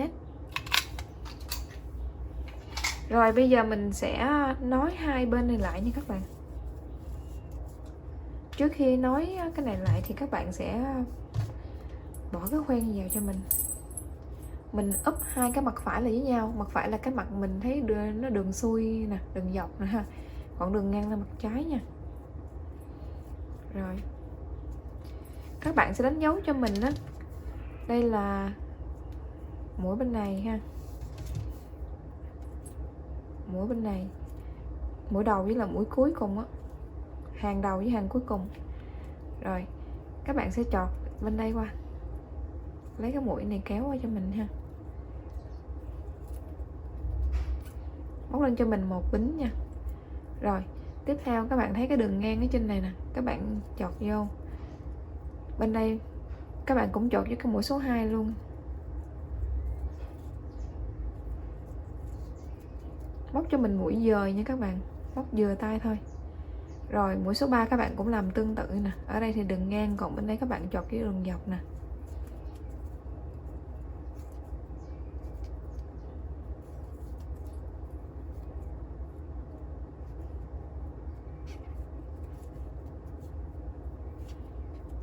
Rồi như vậy là xong cái phần ráp rồi, giờ mình lộn lại nha.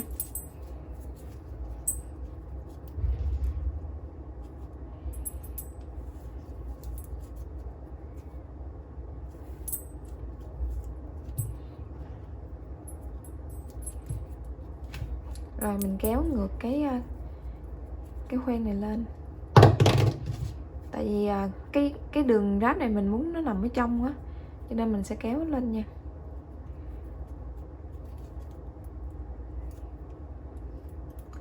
Các bạn đếm cho mình nè, từ cái mũi đánh dấu màu vàng nè, số 1 nè, các bạn đếm qua cho mình màu vàng là 1, 2, 3, các bạn đánh dấu ngay chân mũi số 4 nha. Rồi mũi số 4 này nè, một lát mình sẽ ráp với lại mũi màu vàng bên phía này. Tương tự như vậy thì các bạn cũng sẽ đánh dấu qua. Các bạn bên đây thì nó sẽ không có nhìn thấy hàng cụ thể giống như bên phía bên tay phải, cho nên là mình nhìn theo cái đường dọc nè, đây đánh dấu qua. Ở bên đây thì do mình không có đánh dấu trước đó ha, thì mình nhớ đi nha các bạn. Giờ mình tháo cái màu vàng bên đây ở trong ra.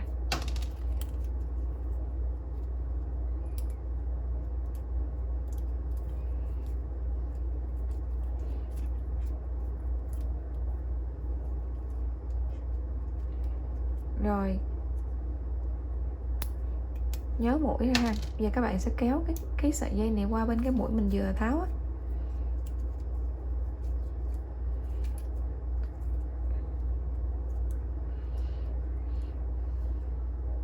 Rồi các bạn sẽ móc cái kim nè, mình móc theo cái đường ngang mình giấu ha.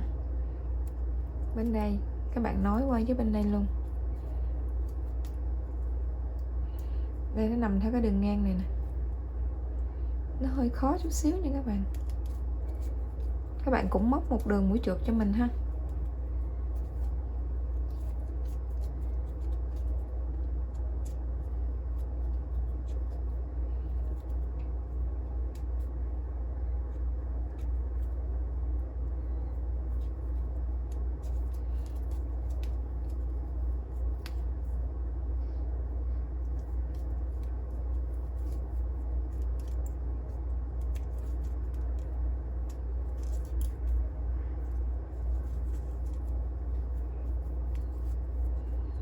Rồi cái mũi cuối cùng nè, mình chọt vô hai cái chỗ này.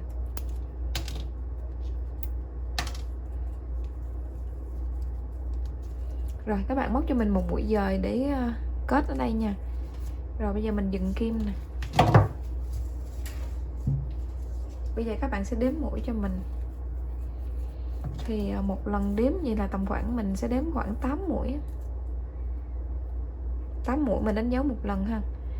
2, 4, 6, 8 đánh dấu vô. Bên đây cũng vậy luôn. 2, 4, 6, 8. Rồi mình làm đến tới đầu bên đây. Rồi mình đếm đến cuối nè các bạn. Hai bên nó đều bằng số mũi với nhau ha. Các bạn sẽ bỏ ở phía trong này là 1, 2, 3.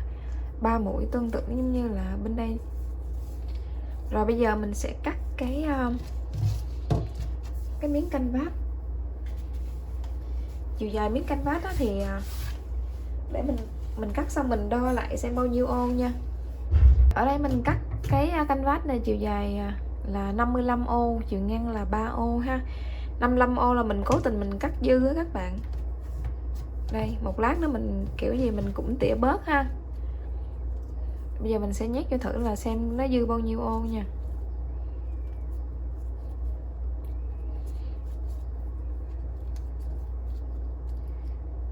Rồi trước mắt mình thấy nó dư 2 ô thì mình sẽ cắt bớt 2 ô.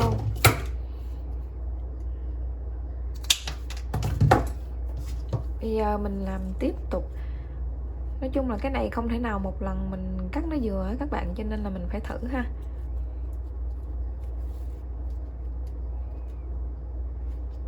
Rồi trước mắt là mình cứ đặt vô như vậy nó vừa là ok ha. Bây giờ mình sẽ đánh dấu lại phía bên đây để dễ móc nha các bạn.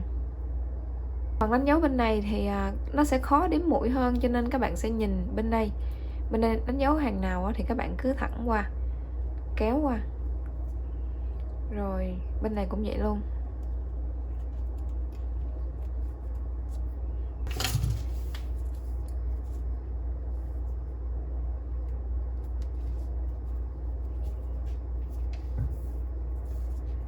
Rồi các bạn móc cho mình theo mấy cái đường trượt này nha.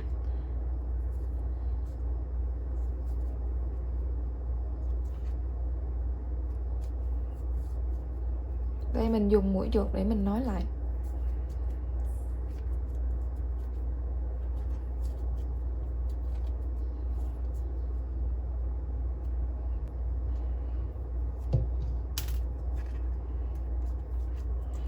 Móc đến đây nếu mà các bạn thấy canvas của mình nó có dư mũi á thì mình cắt thêm một ô nữa nha.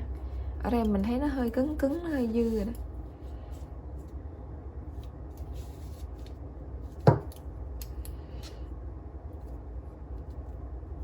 Rồi bây giờ mình sẽ móc một cái đường trượt qua nha các bạn.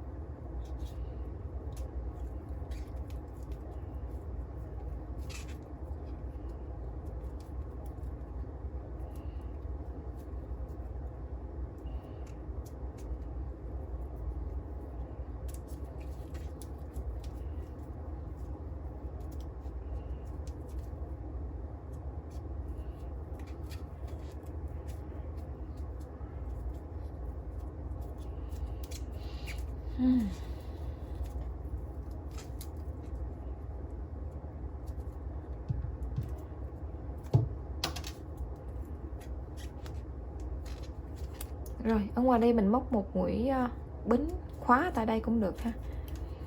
Bây giờ các bạn thấy là cái canvas của mình có dư hay không thì mình cũng không biết là có nên cắt nó hay không nữa. Nó hơi cứng cứng ở đây, thôi kệ nó đi, tại vì sợi dệt nó có độ co giãn á các bạn. Rồi bây giờ các bạn sẽ móc những cái đường trượt còn lại ha.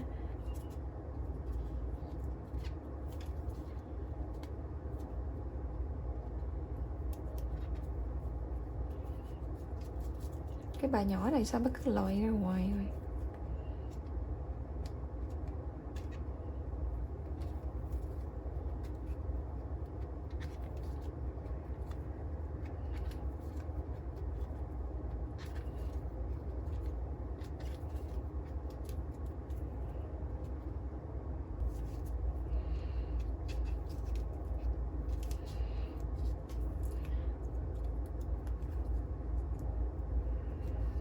Cái mũi này là cái mũi đầu tiên á. Bây giờ các bạn sẽ cũng tại vì mình thấy nó hở cho nên mình móc luôn thêm một mũi giờ luôn ha. Xong rồi đó các bạn, bây giờ mình kéo sợi ra nè.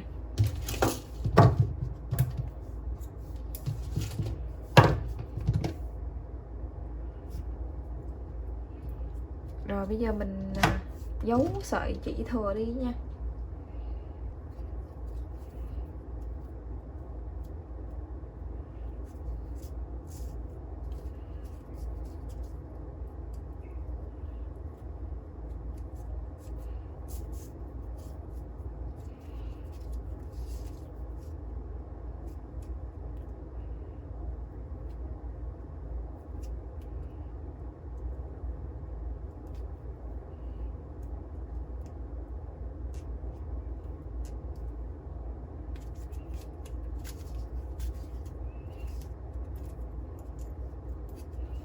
Mình đang luồn xuống dưới mặt dưới của sản phẩm đó các bạn. Rồi mình luồn thêm vô trong mấy cái chân móc này nè. Cái chân móc đường xuôi này dễ luồn hơn. Đó. Rồi, cái sợi dây này là các bạn cũng làm tương tự vậy ha. Mình cũng luồn xuống mấy cái chân này nè. Rồi bây giờ mình sẽ hướng dẫn các bạn móc miếng nhỏ ở phía dưới này nha. Cách móc thì cũng tương tự giống như là bên trên quai chính nè. Các bạn sẽ gầy cho mình 5 mũi bính. Sau đó các bạn sẽ móc cho mình 15 hàng nha.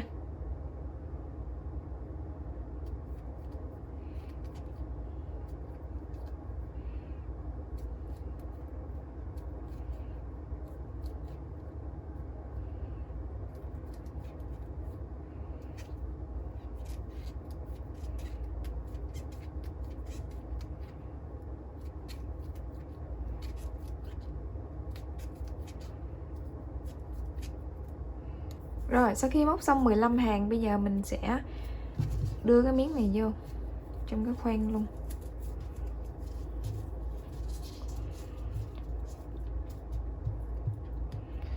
Các bạn sẽ đánh dấu cho mình nha. Lưu ý cho mình nè, cái mũi này nè sát bên cái chân cái sợi dây này không phải là cái hàng số 1 nha. Các bạn phải đánh dấu cho cái hàng số 1 để nó bị dư á. Rồi đếm đến đây cho mình 2, 4, 5, 6.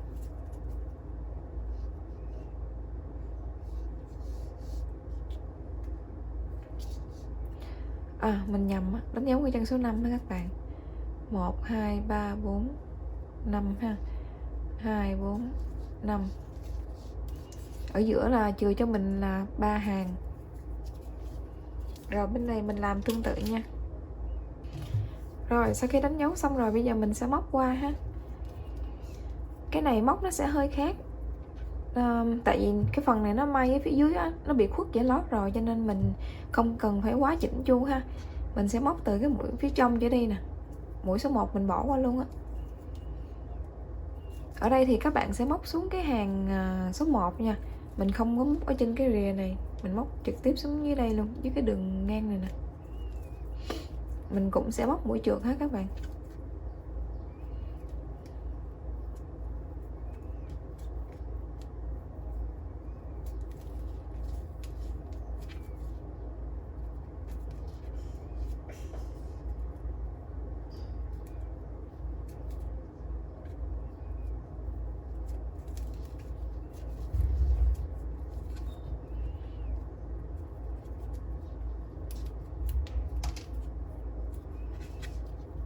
Rồi, các bạn cũng sẽ trượt lên trên phía trên này.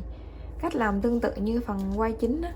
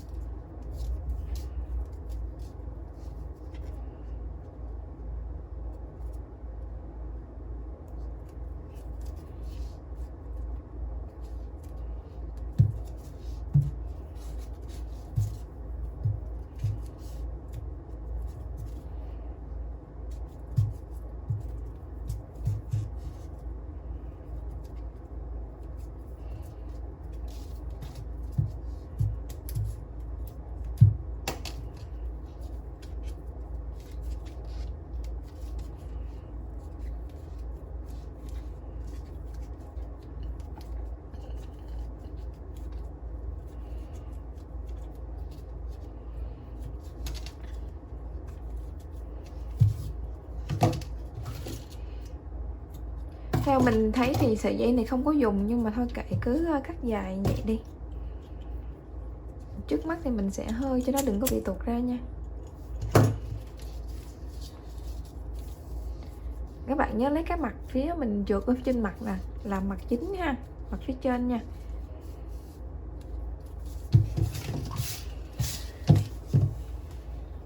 Rồi các bạn sẽ may vào túi cho mình.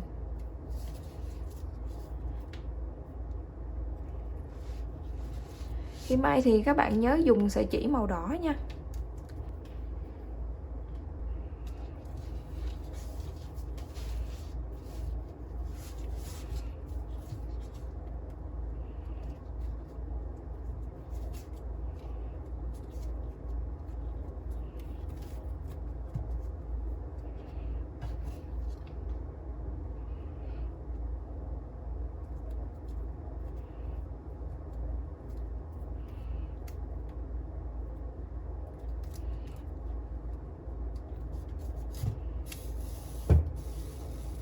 Ấy.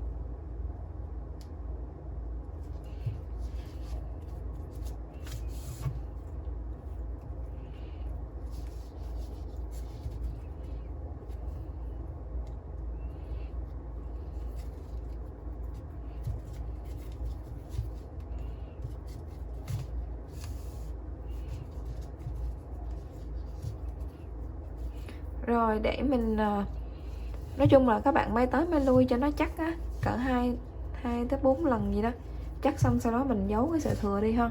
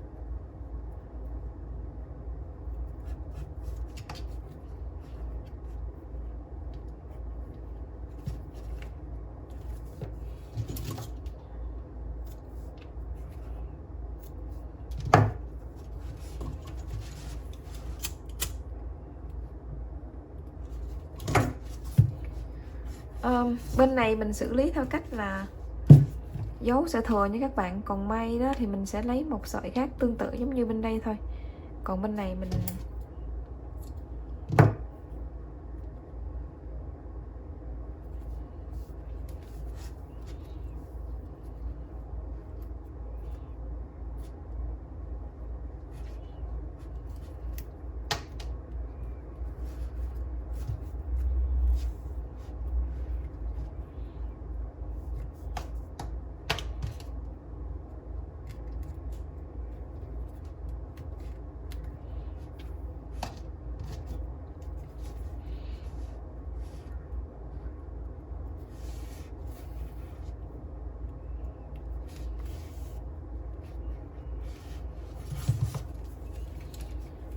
rồi bây giờ mình sẽ luồn cái sợi dây này nè theo cái đường này, rồi mình cắt cái chỉ thừa đi nha. May quai xong rồi bây giờ mình sẽ may lót các bạn.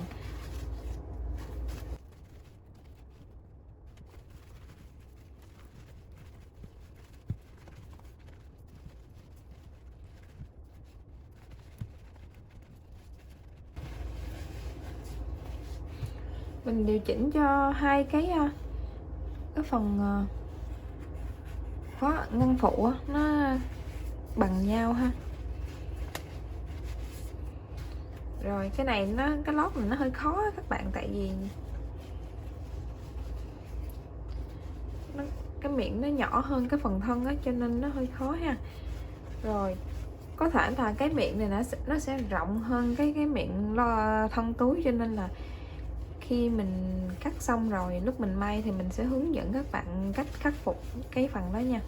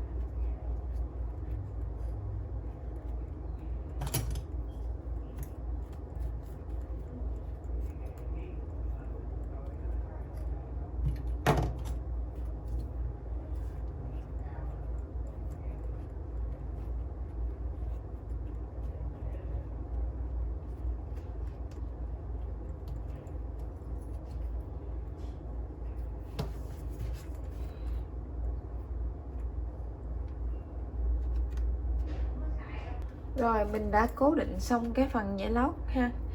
Bây giờ các bạn sẽ dùng chỉ may. Chỉ này các bạn muốn dùng chắc á, thì các bạn có thể dùng cái chỉ này giống như là chỉ jean đó các bạn. Sợi nó hơi to, hoặc các bạn có thể dùng chỉ ni lông ha. Còn nếu như mà không có nữa thì mình cũng có thể dùng chỉ may vải bình thường nha.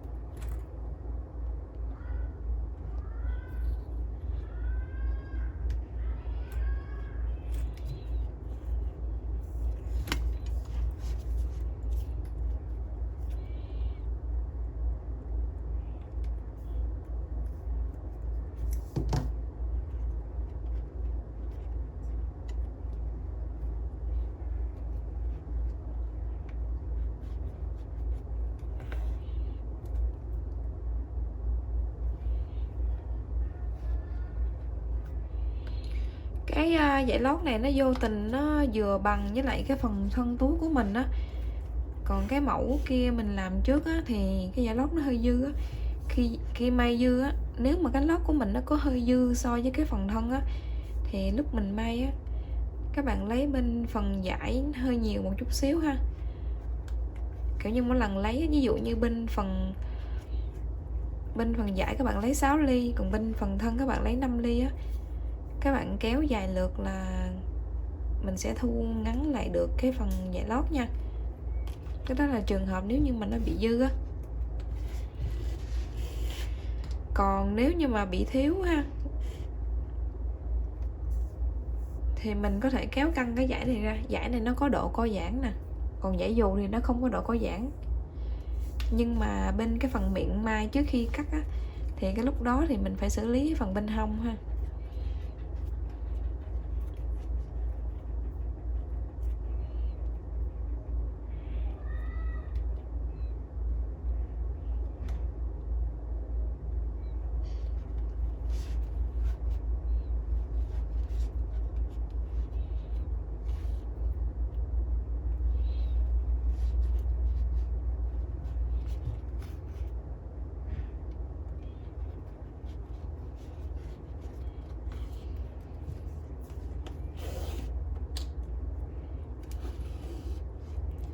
Rồi, mai dải lót thì nó đơn giản vậy thôi các bạn.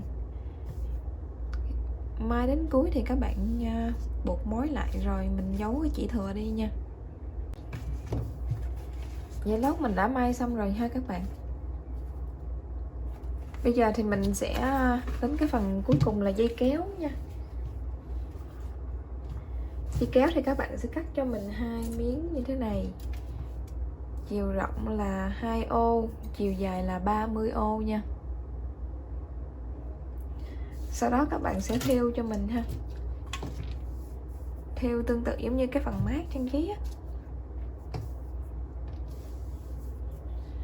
Nhưng mà phần móc thì nó hơi khác mấy cái mát trang trí chút xíu, để mình hướng dẫn các bạn làm luôn nha.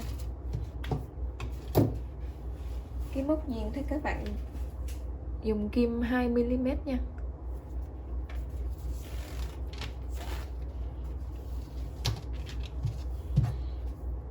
Rồi mình sẽ đưa cái mặt phải ra ngoài.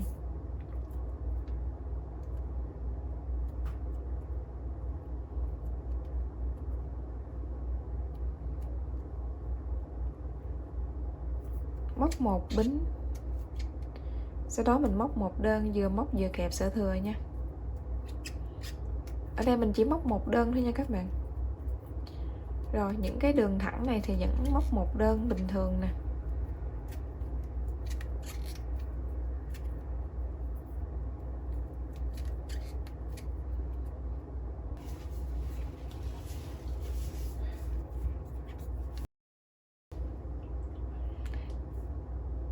Do cái mảnh sản phẩm này nó hơi nhỏ cho nên các bạn sẽ móc cho mình vào hai cái phần gốc này, các bạn sẽ móc như sau.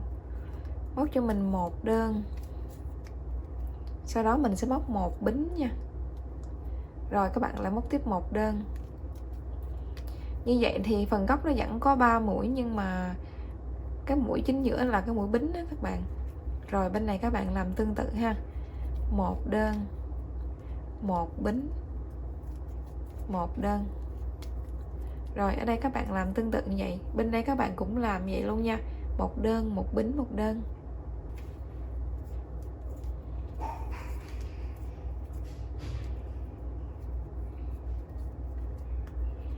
Rồi các bạn móc mũi đơn cuối vào trong cái lỗ đầu tiên.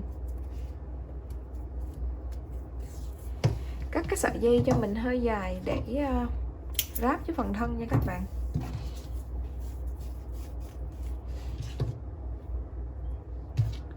Các bạn tạo cái mũi đơn giả cho mình, giống như cái hình như trước đó mình đã hướng dẫn rồi á. Xỏ qua cái mũi đầu tiên nè. Rồi sau đó xỏ về bên phía bên này, về cái mũi cuối. Rồi xong.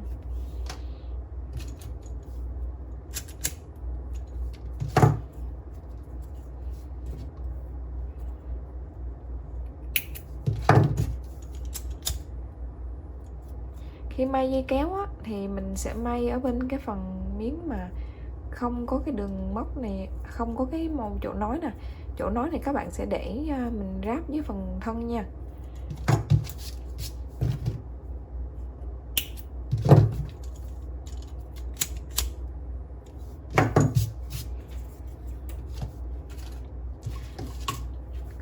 Dây kéo thì mình sẽ may lượt trước nha các bạn.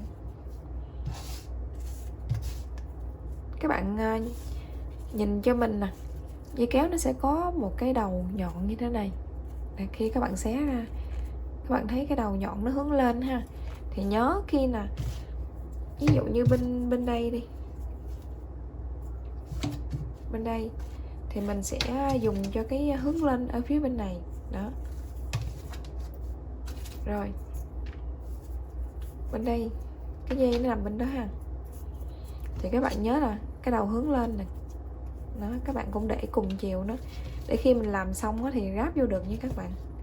Nếu mà bạn nào mà không có biết cách này thì các bạn có thể giữ nguyên cái sợi dây kéo mình đã gắn đầu sẵn, đầu chặn đầu kéo mình gắn sẵn rồi, các bạn cứ việc các bạn may vô luôn ha.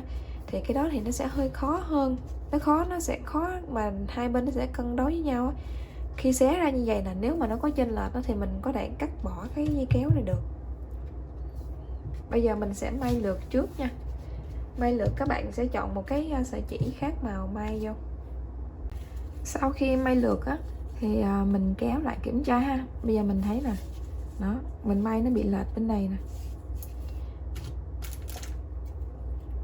thì cái nào dư mình cắt bỏ thôi các bạn.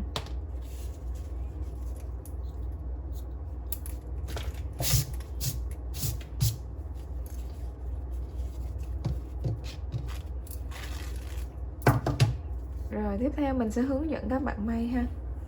Cái này cũng đơn giản đó các bạn.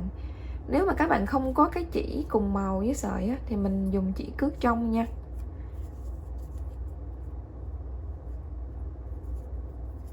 Do cái sản phẩm này không có cái lót túi nha, cho nên là mình phải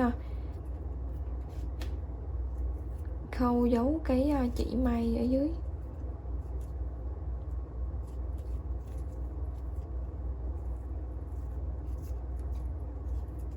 Giấu cái mối nối các bạn.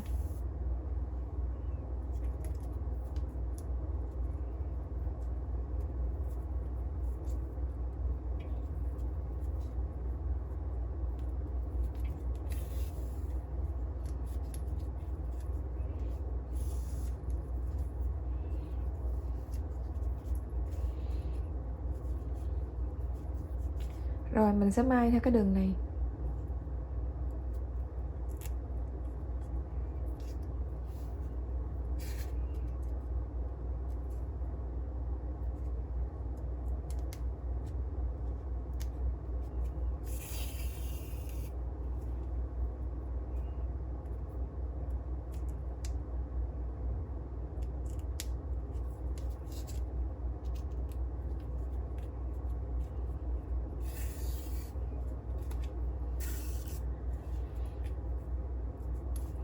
Rồi, như vậy thì các bạn cứ may đến đây, đầu này xong, sau đó mình may dẫn ngược lại. Rồi bắt đầu mình giấu chỉ thừa đi nha. Tiếp theo mình sẽ hướng dẫn các bạn ráp dây kéo nha. Ở đây các bạn sẽ đếm cho mình ở khoảng giữa này là 32 mũi bằng với số mũi của trên phần dây kéo ha. Rồi bây giờ các bạn sẽ đánh dấu cho mình nha. Rồi sau khi đánh dấu xong thì các bạn sẽ lấy cái sợi bên dây kéo này may ha.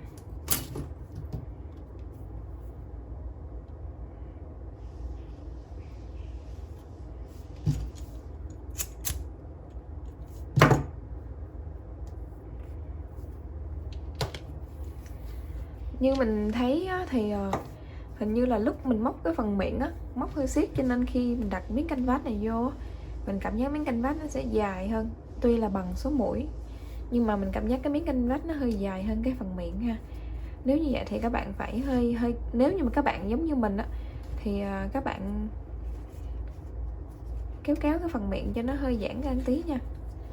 Tại vì đáng lẽ cái phần miệng nó phải to hơn phần dây kéo mới đúng. Miệng mình móc bằng kim 2.5, còn dây kéo mình chỉ móc kim 2 chấm thôi. nhưng mà mình móc siết tay quá thì nó thành ra nó bị to, nó bị siết hơn. Cái dây này nè, nó đang nằm ở phía bìa cho nên mình sẽ chọt qua cái mũi ở ngoài bìa này ha.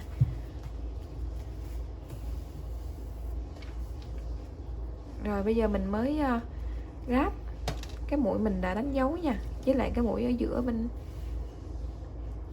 mũi giữa bên phần dây kéo. Hồi nãy mình cũng quên hết ta. Ở đây là mình tính 32 mũi là tính từ cái mũi mình móc bính đó các bạn. Từ mũi móc bính bên này nè đến mũi móc bính bên đây là 32 mũi nha. Rồi để ráp cái này thì mình sẽ dùng cái mũi ráp xoắn ốc nha.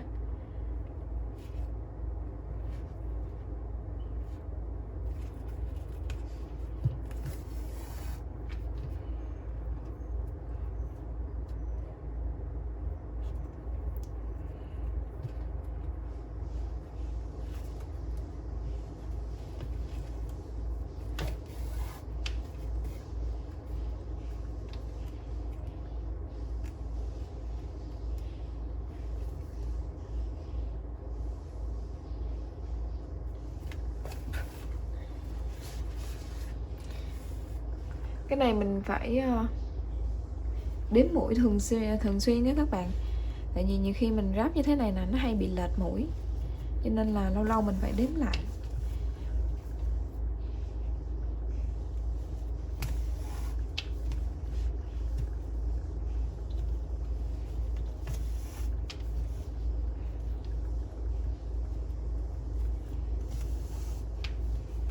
Rồi tương tự như vậy các bạn khâu đến cuối hàng. Mình nghĩ cái miệng nó nhỏ lại một phần cũng do mình may giấy lót hay sao á.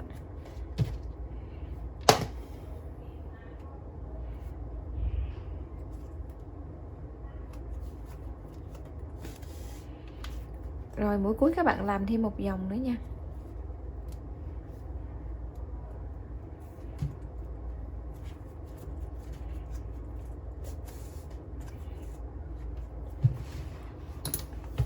Bây giờ mình sẽ thử dây kéo đó các bạn.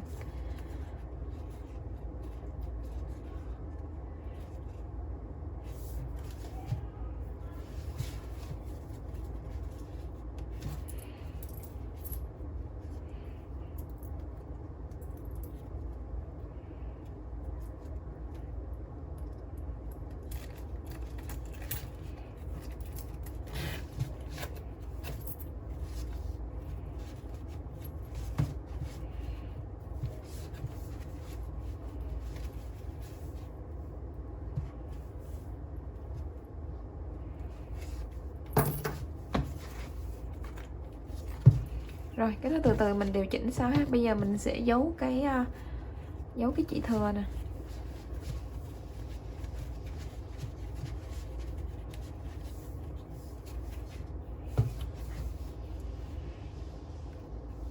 Các bạn có hai cách. Một là mình sẽ giấu theo cái đường mình may nè, và mình giấu theo cái đường mình vừa ráp trong đi cho dễ ha. Các bạn sẽ may lại một mũi,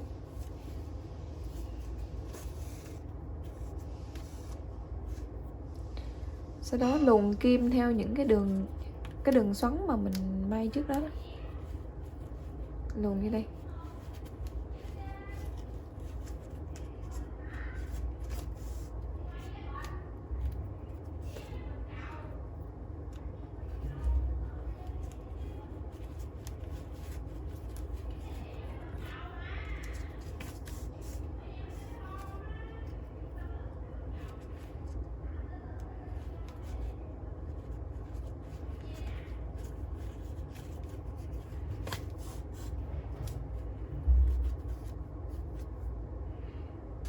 Rồi sau khi giấu chỉ xong, bây giờ cắt nha các bạn.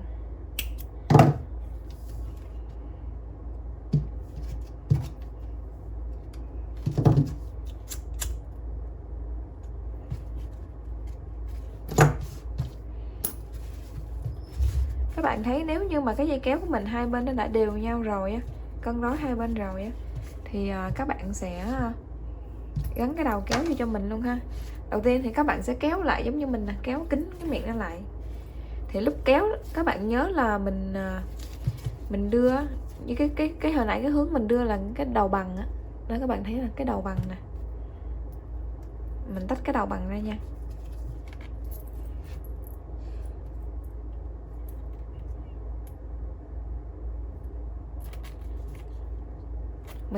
Mình chết rồi, mình nhầm rồi.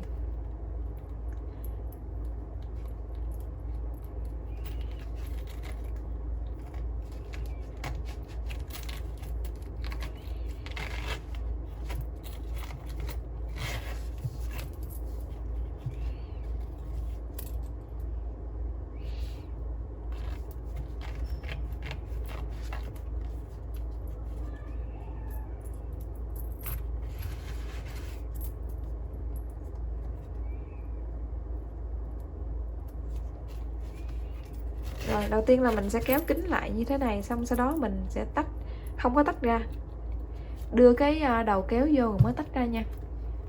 Đưa đầu kéo vô như thế này rồi mới tách ra. Đó, vậy là mình được một bên rồi. Rồi bên còn lại mình mới đưa hướng ngược lại.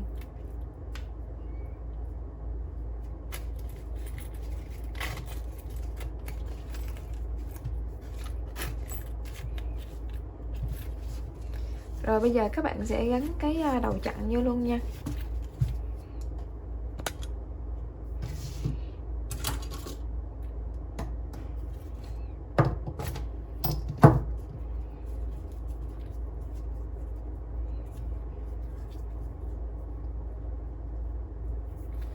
Mình sẽ gấp cái này lại nè.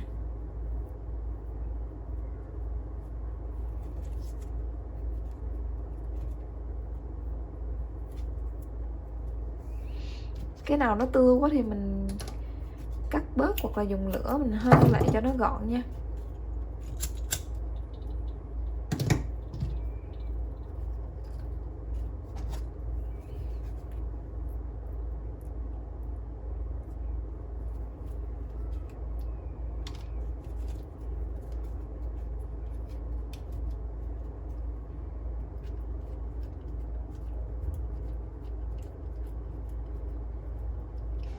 Rồi bên kia các bạn làm tương tự. Cái dây kéo ở trong set của các bạn mình sẽ cắt dài hơn nha. Cái này mình cắt vừa đủ á, cái lúc làm mình quơ tới quơ lui á, nó bị tưa sợi ra. Và bây giờ làm như mình cảm giác nó hơi thiếu hơi xíu ha. Nếu như mà cắt dài hơn thì lỡ các bạn có làm bị tưa á, thì các bạn có thể cắt bỏ bớt được.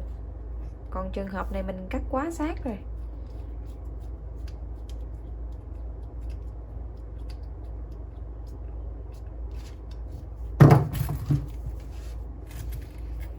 Rồi bạn nào không thích cái đầu này nè, mình cứ nhét nó xuống dưới nha. Đó, cho nó gọn.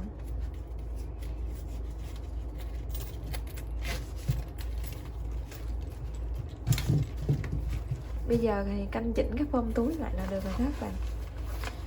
Cảm ơn các bạn đã theo dõi video nha. Hẹn gặp lại các bạn trong những mẫu túi sau. Bây giờ thì các bạn sẽ canh chỉnh cái phần nơ này cho nó đều ha. Đó. Trước khi chụp hình đó thì mình kéo lên. Trời, ở đây mình còn quên cái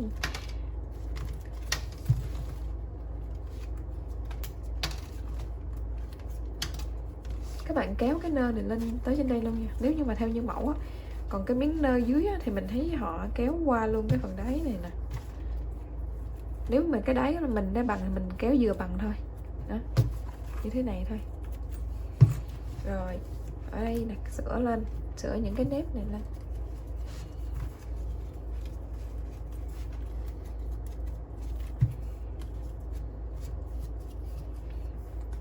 Rồi các bạn đưa tay vô trong đây nè, các bạn điều chỉnh ha, cái độ phồng của cái này nè, mình chỉnh cho nó phồng phồng lên. Trước khi chụp hình mình điều chỉnh nó chút xíu.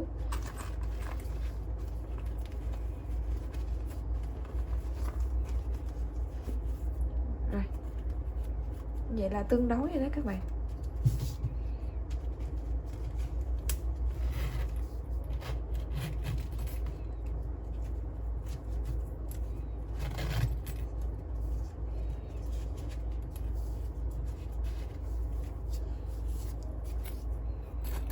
Mặt nào các bạn làm mặt chính cũng được hết.